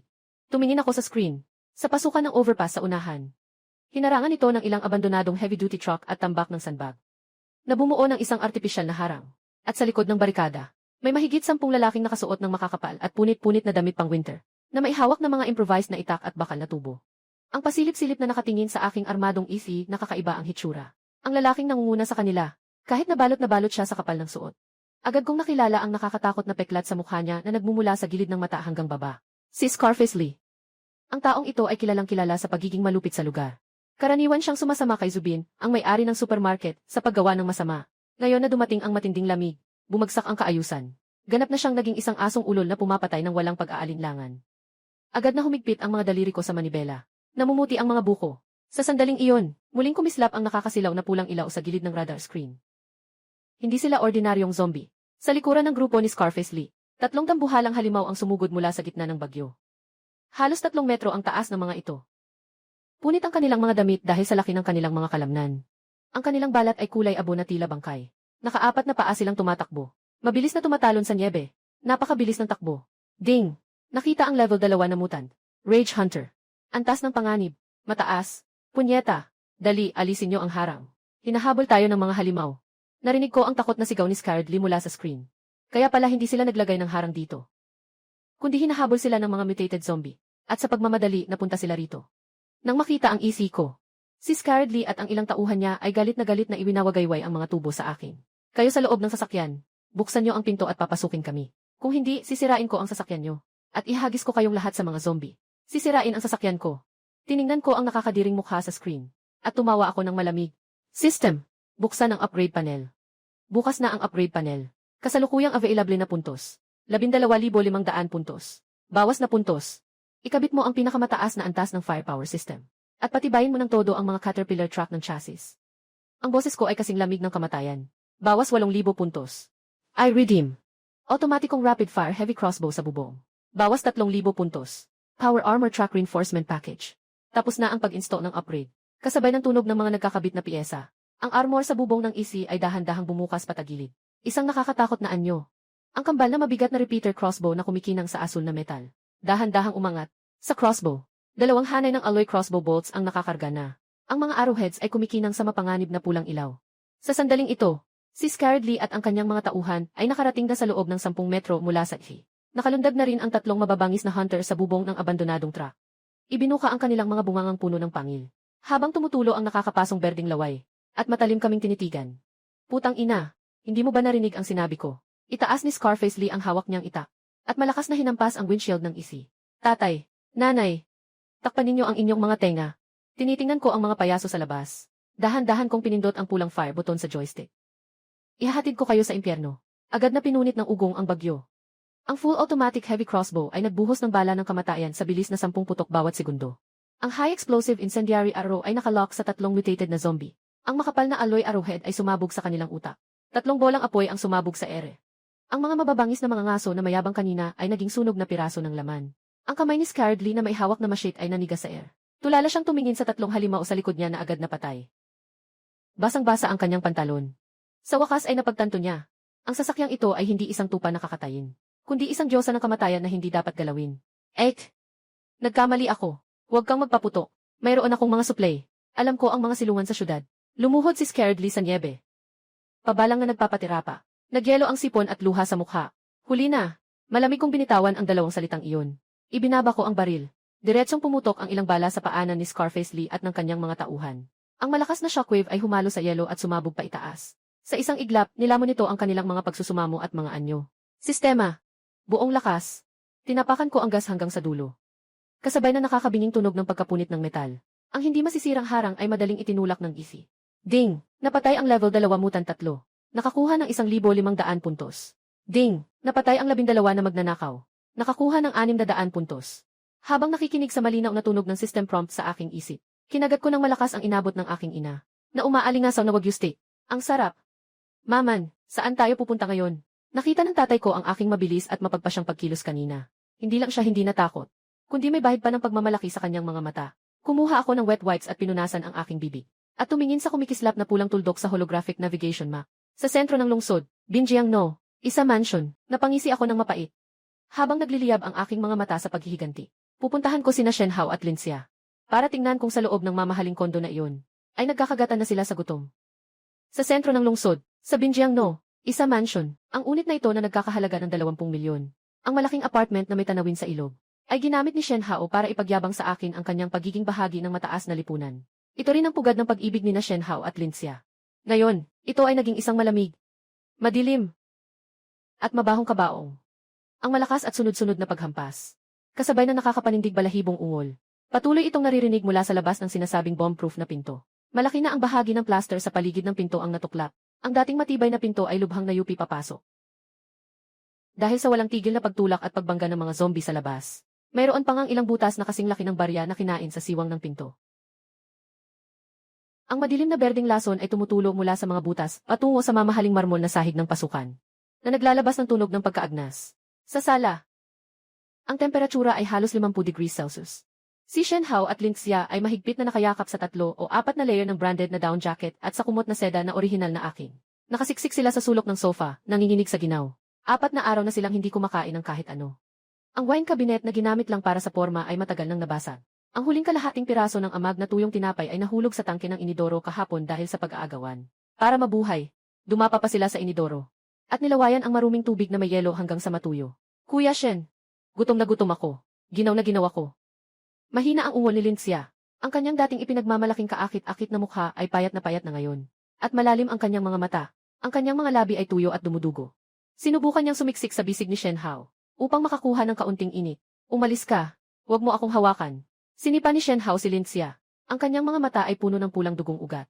Nakatingin siya ng matalim sa nanginginig na pinto ng seguridad. Habang naririnig ang lalong lumalakas na kalmot sa pinto sa labas, nilamon siya ng buong buo ng matinding takot at kawalan ng pag-asa. May pera ako. Napakayaman ko. Bakit? Bakit ganito? Bakit kailangan kong mamatay sa impyernong lugar na ito? Nawawala sa sarili si Shenhao habang ginugulo ang sarili niyang buhok. Bang! Kalabog! Bigla, ang pintong bakal ay naglabas ng mapanganib na tunog ng pagkabali ng metal. Ang pinakataas na bisagra ng pinto ay nabali, isang kamay ng zombie na may mahabang kulay abo na balahibo. At matutulis na kuko. Biglang pumasok mula sa lumalaking siwang ng pinto. Nangangalmot ng padaskol sa ere. Nagdadala ng nakakasulasok na malansang amoy. Napasigaw si Linxia sa takot. Nagkukumahog na gumapang patungo sa loob ng sala para magtago. Tumahimik ka.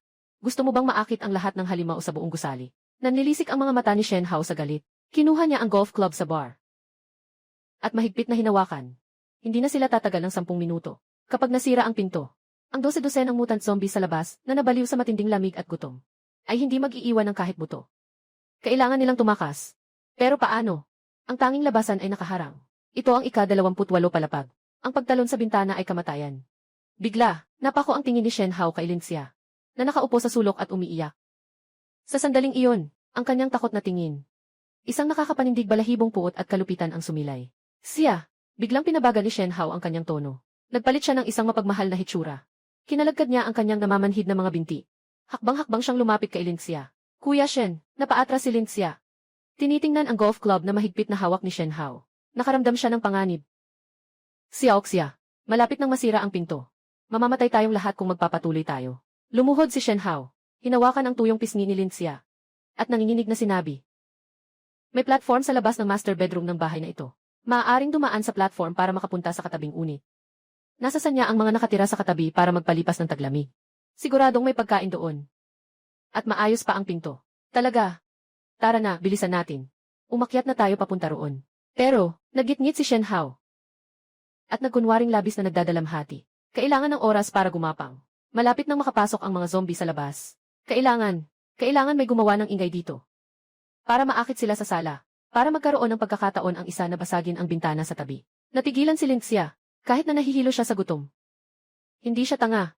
Sa buhay na kabaong na ito, ang manatili upang akitin ang mga zombie, ay katumbas ng pagiging kinain ng buhay. Kuya Shen, ikaw, anong ibig mong sabihin? Nagsimulang manginig ang boses ni Linxia. Pilit na umaatras. Gusto mo ba akong maging pain? Shen Hao. Wala ka bang konsensya? Dahil sa'yo kaya ako napunta sa ganitong sitwasyon. Hayop ka. May mukha ka pang magsalita. Hinablot niya ang buhok ni Linxia. At marahas na kinalagka dito sa harap niya. Karangalan mo na ipagpalit ang walang kwenta mong buhay sa buhay ko. Karangalan mo yan. Bitawan mo ako. Hayop ka. Shen Hao, mamatay ka sana sa sama. Ikinaskas ni Linxia ang mahahaba niyang kuko sa mukha ni Shen Hao na nag-iwan ng siyam na madugong galos. Gumanti si Shen Hao ng isang malutong na sampal. Dahilan para pumutok ang labi ni Linxia. At mahilo sa tindi ng tama. Kasunod nito, itinaas niya ang hawak na golf club. At idiniin ang matigas na bakal na dulo nito sa lalamunan ni Linxia. Sumigaw ka. Lakasan mo pa ang sigaw mo. Dahil ayaw mong kusang pumunta. Babaliin ko ang mga binti mo. At ihagis ka sa pintuan. Baluktot ang mukha ni Shen Hao. Sa sandaling iyon, biglang nabali ang pangalawang bisagra ng pintuan.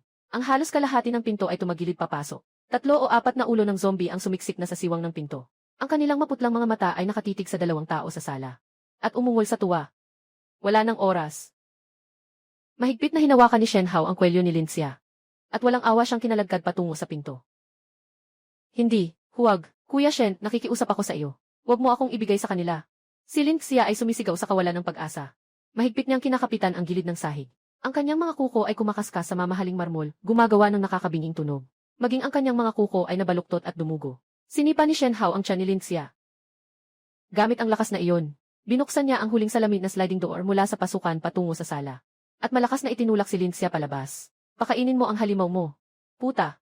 Mahigpit na nilock ni Shen Hao ang salamin na pinto mula sa loob. Malakas na bumagsak si Linxia sa malamig na sahig ng pasukan. Malapit sa pinto na malapit ng tuluyang bumagsak. Wala pang 2 metro ang layo. Ilang patak ng maitim na berding lason. Sa isang iglap, tumulo sa kanyang pisngi.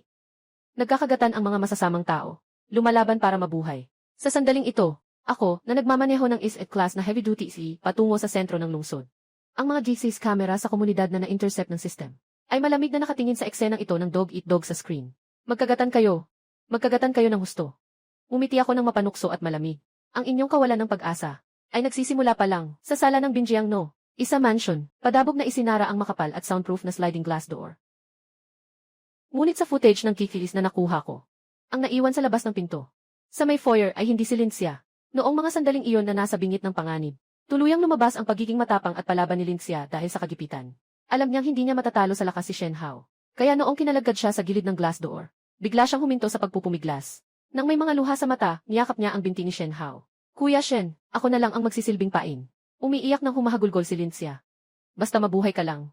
Handa akong mamatay para sa iyo. Bitawan mo ako. Hayaan mong isuot ko ng maayos ang jacket na ito. Makakatagal pa ako ng kaunti. Bibigyan kita ng mas mahabang oras. Natigilan si Shen Hao. Dahil sa matinding kasakiman at takot, nawala ang kanyang kakayahang mag-isip ng tama. Tiningnan niya si Linxia na sumuko na sa pakikipaglaban. Sumilay ang labis na kagalakan sa kanyang mga mata. Hindi niya namalayang binitiwan niya ang buhok nito na kanina niya pang hinihila. CJ, huwag kang mag-alala. Taon-taon tuwing Qingming, dadagdagan ko ang susunugin kong papel para sa iyo. Nagkunwaring umatras ng kalahating hakbang si Shen Hao. Handang buksan ang glass door para tuluyan siyang itulak palabas. Sa sandaling binitiwan niya si Linxia. At tumagilid ang bigat ng katawan niya pabalik. Ang kahinaan sa mga mata ni Linxia ay biglang napalitan ng nakapangingilabot na puot at kabaliwan. Bumangon siya mula sa lupa. Binukol ang mga tuhod, gamit ang buong lakas ng katawan. Malakas niyang sinipa ang singit ni Shen Hao. Umiyak si Shen Hao ng malakas. Halos lumabas na ang mga mata niya. Hawak ang ibabang bahagi ng katawan. Kusa siyang yumuko na parang hipon. Mamatay ka, hayop ka. Sumigaw si Linxia. Buong lakas niyang itinulak ang dibdib ni Shen Hao. Kasabay nito, buong lakas niyang sinipa ang tiyan nito. Si Shen Hao ay gutom na. Dahil sa matinding sakit, diretso siyang bumagsak paatras. Bumagsak siya ng malakas sa sirang pinto. Ang nagkukumpulang mga zombie sa labas ng pinto na hindi makapasok, ay biglang nakasagupa ng sariwang laman. 8 o 9 na mga kamay na balot ng kulay abong buhok, at may matatalim na kuko. Ang biglang sumungaw sa butas ng pinto, at mahigpit na humawak sa damit ni Shen Hao, pati na sa kanyang buhok at balat. Hindi, siya. Tulungan mo ako. Hilahin mo ako. Nagpupumigla si Shen Hao na makabalik sa sala. Ngunit napakalakas ng puwersang humihila sa kanya. Pilit siyang kinalagkad palabas patungo sa madilim na pasilyo. Sa bilis na hindi niya akalaing kaya niya, umatras si Lindsay sa sala. At mabilis na isinara ang sliding glass door. Mahigpit niyang pinindot ang lock. Nakatalikod siya sa malamig na salaming pinto. Humihingal ng malalim. Habang nakikinig sa mga sigaw mula sa labas ng pinto, isang baliw ng ngiti ang sumilay sa kanyang labi. Shen Hao, hindi ba't sinabi mong mas mahalaga ang buhay mo kaysa sa akin? Kung gayon, pakainin mo sila. Sa sandaling ito, habang nakaupo ako sa driver's seat ng aking class armored V. Sa pamamagitan ng holographic screen, ay malamig kong pinapanood ang eksenang ito. Kakatapos lang magtimpla ng automatic coffee machine ng isang mainit na tasa ng Jisha Coffee. Ang bango nito ay bumabalot sa loob ng sasakyang may constant na temperaturang 25 degrees. Iniangat ko ang kape. At komportableng sumandal sa leather seat. Sa labas ng pinto, kalahati ng katawan ni Shen Hao ay nahila na palabas ng pintong bakal. Ang binti ko. Isang mutated na zombie ang kumagat sa femoral artery niya. Agad na bumulwak ang maitim na pulang dugo. Tumalsik sa marmol na sahig ng pasilyo.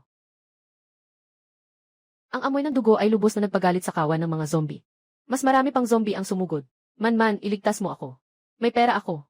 Sa gitna ng matinding sakit at takot, nawawala na sa sarili si Shen Hao. Ang kanyang mukhang punong-puno ng dugo at sugat ay nakadikit sa glass door. Nag-iiwan ng mga nakapangingilabot na marka ng dugo ang kamay. Bukas sara ang kanyang mga labi. Tila naghahalusinate ka. At sinisigaw ang pangalan ko. Tinitigan ko ang nakakasuklam na mukha sa screen. Walang bahid ng awa sa mga mata. Tanging walang katapusang lamig at panunuya. Shen Hao. Ito ang tinatawag na karma. Bulong ko. Inubos ko ang kape sa aking kamay. Narinig ang tunog ng pagkapunit ng laman at buto mula sa screen. Hindi na nakasigaw si Shen Hao. Buong katawan niya ay tuluyang nahila sa dilim sa labas ng pinto. Pagkalipas ng ilang segundo, ang tanging natira sa labas ng pinto ay ang nakakakilabot na tunog ng pagnguya. Patay na siya. Buhay ako. Si Lindsay ay nakaupo sa sahig. Nakatingin sa dugo sa salaming pinto. Umiiyak at tumatawa. Na para bang tuluyan na siyang nabaliw. Ngunit, masyado siyang maagang natuwa. Ang dugong ibinuga ni Shen Hao sa pasukan. Para sa mga zombie na nabaliw dahil sa matinding lamig. Ang pinakamamamatay na pampasigla. Matapos nilang kainin si Shen Hao, hindi sila umalis. Sa halip, sinundan nila ang amoy ng dugo. At tinitigan ang maputlang mga mata.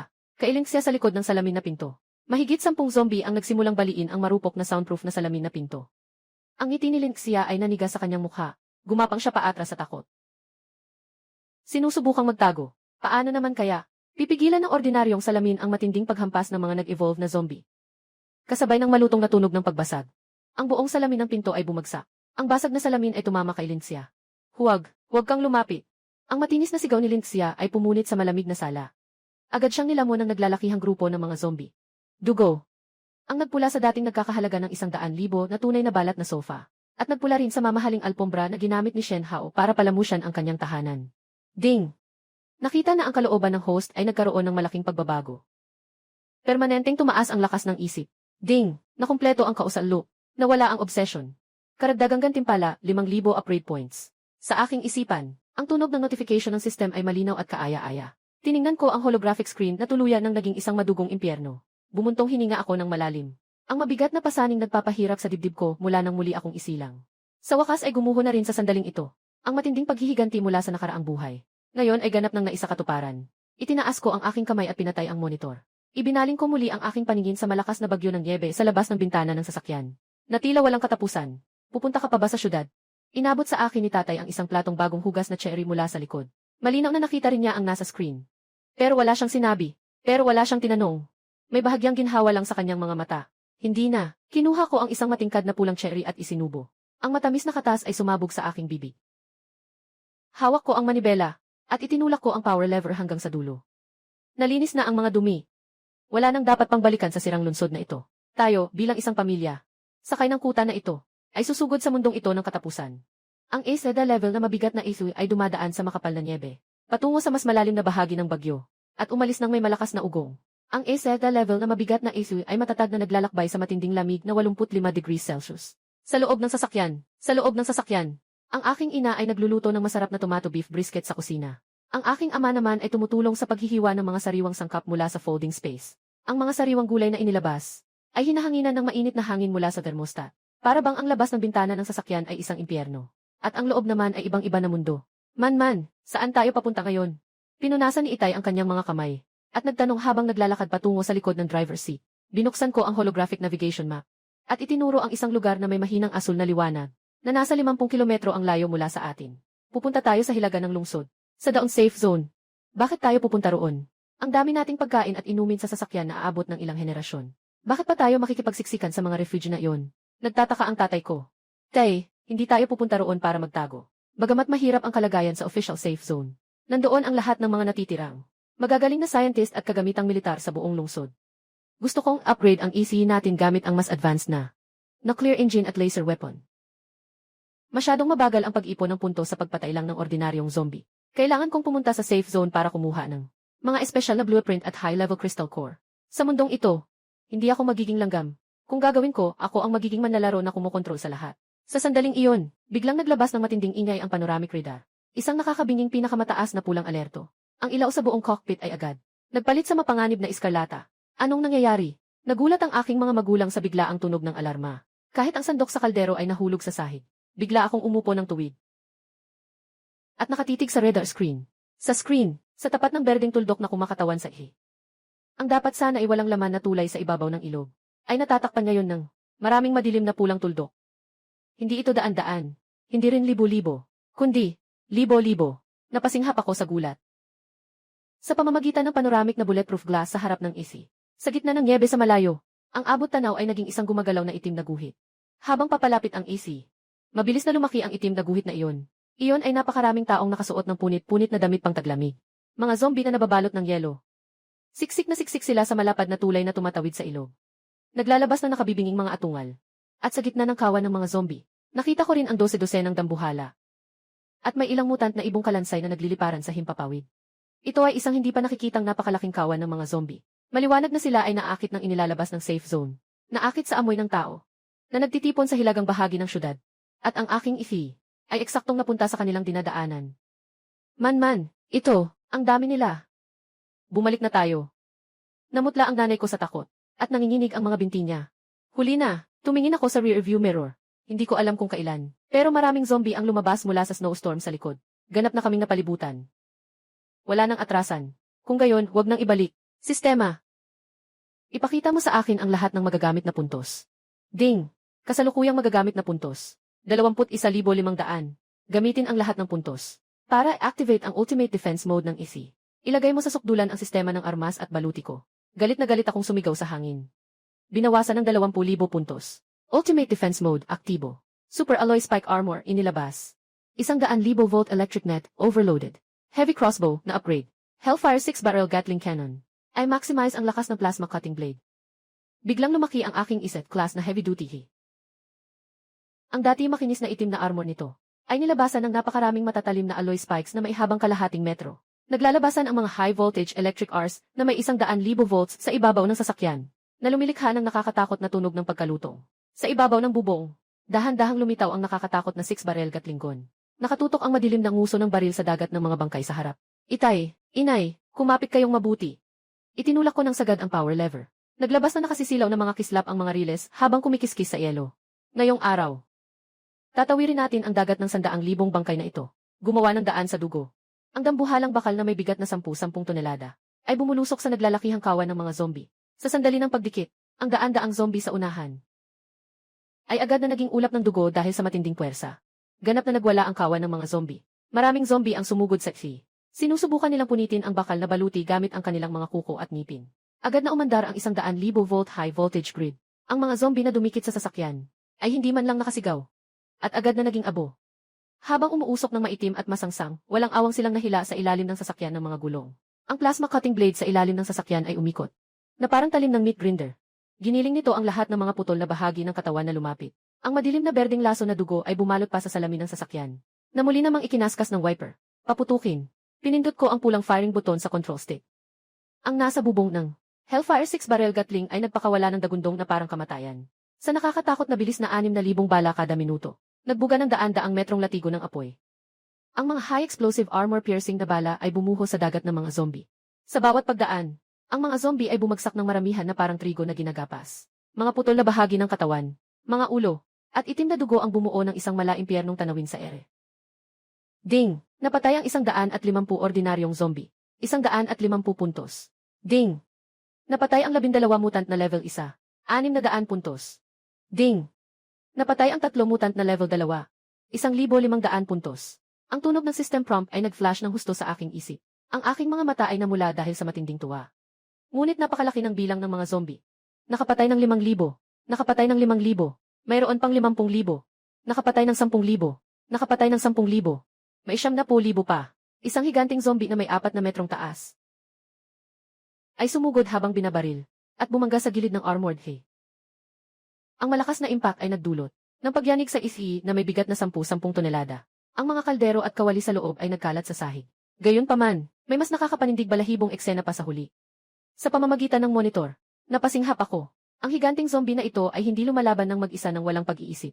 Sa likod ng malaki nitong katawan, sinusundan pala ito ng daan-daang ordinaryong zombie at agile na zombie. Nagbago sila mula sa nakasanayan nilang walang utak na pagsugod. At tila sila isang hukbo na mahigpit na sinanay. Mahigpit na kumapit sa malaking anino ng higanting zombie. Perpektong ginamit ito bilang pananggalang para makaiwas. Sa direktang putok ng gatlinggon, ang mga halimaw na ito na walang pakiramdam ay nagawang mag-evolve ng taktika ng infantry at tank. Man, sa kaliwa, may mga halimaw na umaakyat sa kaliwa. Sumigaw ang tatay ko at kumuha ng shotgun mula sa imbakan ng armas. Baliw na nagpaputok sa labas sa butas ng baril. Naghahanap ng kamatayan. Mabilis kong inikot ang manibela. Ang isi ay umikot na parang dragon. Ang mga alloy na baluktot na may 100,000 boltahe ng arko ay humampas sa binti ng higanting zombie. Direkta nitong pinutol ang mga binti nito. At pagkatapos ay walang awa itong ginulungan ng gulong sa ulo. Babala. Mabilis na naubos ang enerhiya ng high voltage electric fence. Inaasahang mag-o-overload sa loob ng 5 minuto. Babala. Masyadong mataas ang temperatura ng baril ng machine gun. Muling umilaw ang pulang alerto ng sistema. Sa walang katapusang dagat ng mga bangkay. Kahit ang isang iset class na ay nakaramdam ng matinding presyon. Sa labas ng bintana, puro mukha ng zombie na nadurog. Ang matutulis na kuko ay kumakaskas sa baluti, gumagawa ng nakakabinging ingay. Ito ay isang labanan na parang gilingan ng karne. Kung sino ang unang maubusan ng huling enerhiya. Marami akong supply. Ubusin ko kayong lahat. Kinagat ko ang dulo ng dila ko para pasiglahin ang mga ugat ko sa sakit. Mula sa nakatiklop na espasyo, mabilis kong kinuha ang mga low-level crystal core na nakolekta ko dati at isinaksak lahat sa energy slot ng system. Ang mga crystal core na ito ang mga nasamsam na gamit na kinuha ng otomatikong robotic arm ng isi matapos ang matinding paglilinis at inimbak sa storage. Ngayon, sa wakas ay mapapakinabangan na ang mga ito. Magpakawala ng putok, ubusin niyo silang lahat. Mahirap ngunit determinado ang pag-abante ng isi sa gitna ng dagat ng mga bangkay. 1 metro, 10 metro, 100 metro, dugong bumalot sa tulay. Mga putol na bahagi ng katawan parang bundok. Nagpataas ng kalahating metro sa tulay. Hindi ko alam kung gaano katagal. Hanggang sa manhid na ang aking mga kamay. Ang baril ni Gatling ay nag-init na. Kasabay ng huling mutant zombie na nadurog ng gulong, ang nakakabinging itim na pader ng mga bangkay. Sa wakas ay nagkaroon ng puwang. Ang malamig na hangin at niebe ay pumasok sa puwang. Ang ECU ay nakalabas. Apak ko sa preno. Hinihingal ako ng malalim. Basang-basa ako ng pawis. Sa rear view mirror, ang 2 kilometrong tulay ay naging isang tunay na ilog ng dugo at laman. Libo-libong bangkay ng zombie ang nakakalat sa kalsada. At ang natitirang kawan ng zombie ay tila natakot din sa nakakatakot na ito. Sa makina ng pagpatay na gawa sa bakal. Nakatayo lang sila roon. Sumisigaw sa galit sa papalayo na isi. Hindi na nangahas lumapit. Tayo, nakaligtas tayo. Nakahandusay si mama sa sofa. Tinatakpan ang mukha niya at umiiyak sa tuwa. Pinagmasdan ko ang system panel na biglang tumalon. Sa nakakatakot na 85,000 points. At gumuhit ang isang mapangahas ng ngiti sa aking labi. Hindi lang tayo nakaligtas, kundi, mas naging malakas pa tayo. Muli kong pinaandar ang makina, at nagpatuloy patungo sa direksyon ng down safe zone. Nagmamaneho ng mabilis. Babala, ang enerhiya ng high voltage electric fence ay ganap ng naubos. Babala, ang bariles ng kanyon ay nag-overheat at nag-deform. Puwersahang nakalock. Babala, ang plasma cutting blade component ng chassis ay 80% nang nasira. Ang nakakabinging pulang alerto ng sistema ay umalinggaw sa loob ng cockpit. Mahigpit akong nagingit-ngit ng ngipin, at namuti ang aking mga buko dahil sa sobrang higpit ng hawak sa manibela. Sa huli, minamaliit ko pa rin ang kakilakilabot na 100,000 level na supersized na zombie horde. Kahit napilit kaming dumaan sa tulay. Nakagawa sila ng daanan sa tulay. Ngunit halos maubos na ang enerhiya ng isi. Ang mas nakamamatay pa.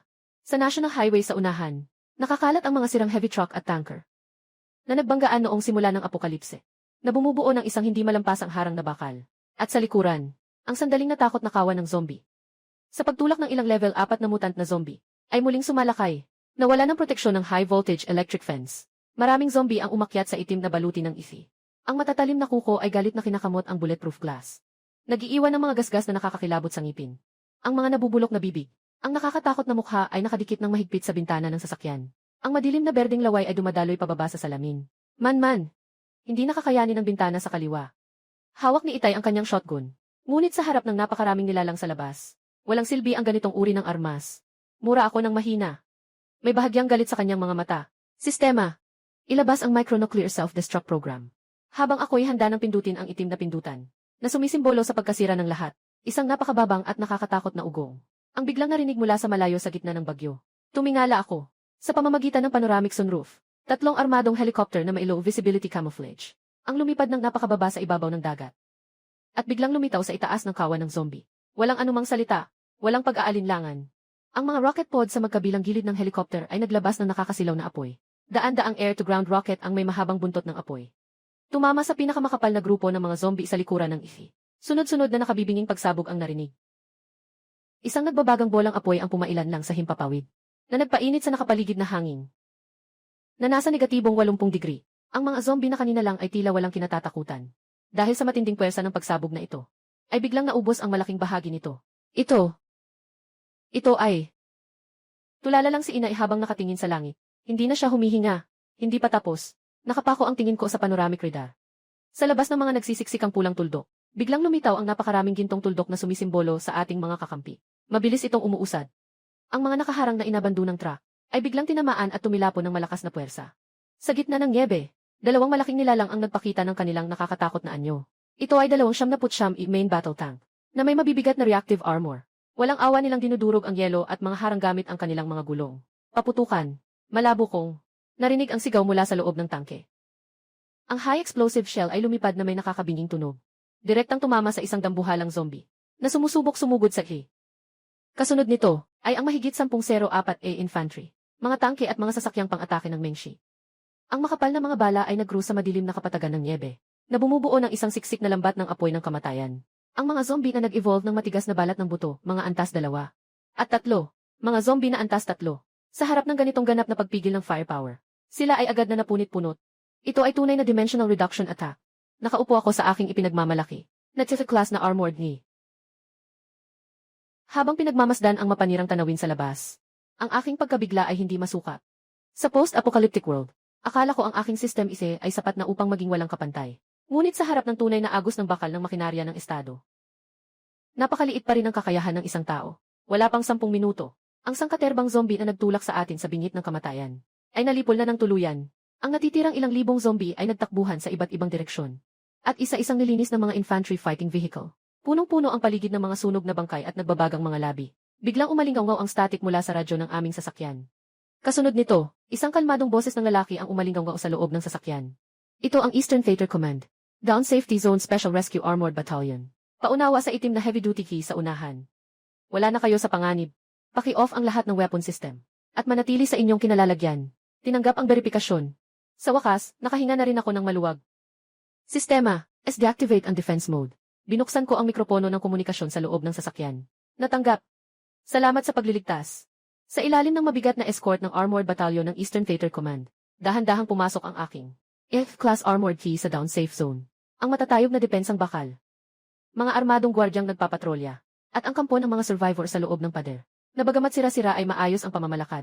Ay pawang nagpapatunay sa dakilang lakas ng estado na nananatiling matatag sa gitna ng apokalipse. Ngunit sa sandaling ito, ang mga mata ng matataas na opisyal sa safe zone ay hindi nakatuon sa mga refugee, kundi nakapako sa aking dambuhalang itim na sasakyan. Sir, lumabas na ang resulta ng scan. Ang materyales ng armor ng sasakyang ito ay wala sa mundo, at ang enerhiyang taglay nito sa loob. Mas malaki pa sa isa sa aming maliliit na nuclear power plant. Ang opisyal ng pananaliksik ay nakatingin sa kanyang tablet. Nanginginig ang boses. Binuksan ko ang pinto ng sasakyan. Nakasuot ng malinis at maayos na polar combat uniform. Nakasuot ng bota, at kalmadong bumaba ng sasakyan. Sinalubong ako. Ang pinakamataas na commander ng ligtas na zona. Isang veteranong general. Na may matatalim na mata. Binibining Su. Salamat sa pagtulong mo sa amin. Sa pagharap sa isang katlo ng dami ng zombie sa tulay. Ang sasakyan mo ay isang himala. Matalim ang tingin ng matandang general. Bahagya akong umiti. Diretso ako sa punto. General, ayoko ng paligoy-ligoy. Naparito ako sa safe zone. Para makipagkasundo. Pumitik ako ng daliri. Ang side armor ng EC sa likod ay dahan-dahang bumukas. Inilalantad ang temperature-controlled storage compartment sa loob. Nang makita nila ang mga basket ng sariwa at lunti ang gulay na maihamog pa. Ang mga sariwang tadyang na umuusok pa. At ang mga kahon ng imported na cherry. Na napakamahal bago pa man ang katapusan ng mundo. Ang mga opisyal na nakaranas na ng maraming laban. Ay sabay-sabay na lumunok ng malalim. Sa malubhang taglamig na apokaliptong ito.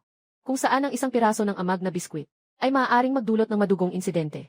Ang mga bagay na ito ay mas mahalaga ng 10,000 beses kaysa ginto. Kailangan ko ng A-level na karapatan sa paninirahan. Sa pinakamataas na antas ng panloob na lungsod ng safe zone, isang villa, na may sariling seguridad at ganap na kalayaan.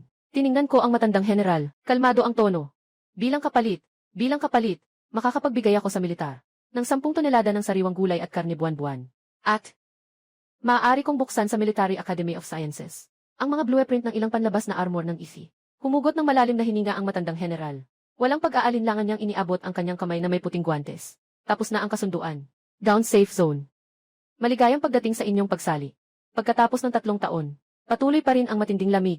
Ngunit sa loob ng core area ng down safe zone ay isang tanawing mainit na parang tagsibol. Man, ang ganda ng paglaki nitong bagong tanim na kamatis na hindi tinatablan ng lamig. Ipagluluto kita ng beef brisket na may kamatis mamayang gabi. Nakatayo si nanay sa loob ng greenhouse ng villa na may kontroladong temperatura, habang nakangiting pinuputol ang isang mapulang kamatis. Si tatay naman ay nakaupo sa rocking chair, humihigop ng pinakamataas na uri ng dahong pao na kinuha ko mula sa aking espasyo. Habang tinitingnan ang payapang mukha ng aking mga magulang, isang taos pusong ngiti ang sumilay sa aking labi. Sa sandaling iyon, ang higanting broadcast tower sa gitna ng base na matagal ng tahimik ay biglang naglabas ng nakakabinging tunog ng kuryente. Pagkatapos, isang boses ng lalaki na nagbago ang tono dahil sa labis na kagalakan. Ang umalingaw sa buong down safe zone. Nahigit pa sa hagupit ng hangin at niebe sa labas ng mga pader. Nagtagumpay tayo. Mga kababayan, nagtagumpay tayo. Ang unang batch ng daon isa mula sa Academy of Sciences.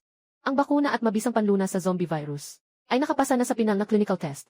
Hindi lang nito kayang magbigay ng ganap na immunity sa virus at makapagdulot ng nakamamatay na genetic collapse sa mababa hanggang katamtamang antas ng zombie. Kasabay ng anunsyong ito, ang buong safe zone ay unang bumagsak sa nakakamatay na katahimikan.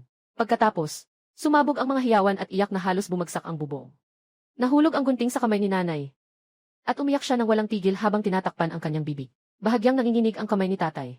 Ang saa sa tasa ay natapon sa likod ng kanyang kamay ngunit hindi niya ito napansin. 3 taon na. Mula nang bumalot sa mundo ang matinding bagyo. Nabuhay ang mga patay. Nagbago ang mga buhay. Ang sangkatauhan ay nagpatuloy sa gitna ng yelo, niebe at mga zombie. At ngayon, sa wakas ay tumunog na ang trompeta ng pag-atake. Ang sumunod na kalahating taon ay ang pinakamalaking epiko sa kasaysayan ng sibilisasyon ng tao. Ang mga mabibigat na armored vehicle at armadong helicopter na may kargang antidote spray device ay muling pumasok sa mga guho ng kamatayan na inokupahan ng mga zombie. Ang paglaganap ng bakuna ay nagbigay sa mga nakaligtas ng ganap na kalayaan mula sa takot sa impeksyon. Ang paglilinis ng mabibigat na armas at ang asul na ulap ng gamot nagdulot ng matinding pinsala sa mga zombie. Ang mga mutant na dating mayabang ay bumagsak sa asul na ulap ng lunas. Nabawi namin ang mga lansangang puno ng pinsala. Nabawi ang mga pabrikang tumigil. Nabawi ang aming dating tahanan. Ang militar at ang pangkat ng mga ebolusyonista ay nagtulungan upang tuluyang lipulin ang mga natitirang zombie. Ang niebe sa mga guho ay tinanggal ang bulldozer. Isang bagong kaayusan ang umusbong mula sa pagsubok ng dugo at apoy. Ang mga batas ay muling binago. Ang sistema ng kaligtasan na batay sa puntos ay unti-unting lumilipat patungo sa mas sibilisado at mas patas na sistema ng lipunan. Ngayon, nakatayo ako sa matataas na pader ng ligtas na zona at tinatanaw ang abalang lugar ng muling pagtatayo sa labas ng lungsod. Kahit na mayroon pa akong napakaraming supply sa aking espasyo. Alam kong darating ang araw na mawawala na sila ng silbi dahil ang lupaing ito ay muling nagbubunga ng buhay. Sa paggunita sa mahaba at malupit na katapusan ng mundo, marami itong kinuha at marami ring binago para itong isang malupit na natural na pagpili. Sinampal ng malakas ang sangkatauhan na nagmamalaki bilang pinakamataas na nilalang. Ito ay nagpapaunawa sa atin na sa harap ng malawak na kalikasan at hindi kilalang universo, ang dating pagmamataas ng tao, kasakiman at walang tigil na pagkuha ay napakawalang silbi at katawa-tawa. Walang awang hinubad ng kalamidad ang marangyang balabal ng sibilisasyon. Ibunyag ang pinakapangit na kasamaan. Ngunit kasabay nito, sa pagsubok ng dugo at yelo, Nagbigay inspirasyon din ito. Ang mga kapwa-tao na dating nagpatayan. Para lang sa isang piraso ng tinapay na may amag. Ngayon ay magkasamang nagbubuhat ng bakal. Ang mga pagpapahalaga na dating binaluktot ng pera at kapangyarihan ay muling hinubog sa paggalang sa buhay at pagtutulungan sa mga guho. Man, ano ang tinitingnan mo? Umuwi ka na at kumain. Mula sa ibaba ng pader, narinig ko ang malakas at masiglang boses ni Itay. Papunta na. Inayos ko ang aking Amerikana. Sinalubong ang unang tunay na mainit na sikat ng araw pagkatapos ng apokalipse. Mabilis na naglakad pa uwi. Tapos na ang taglamig.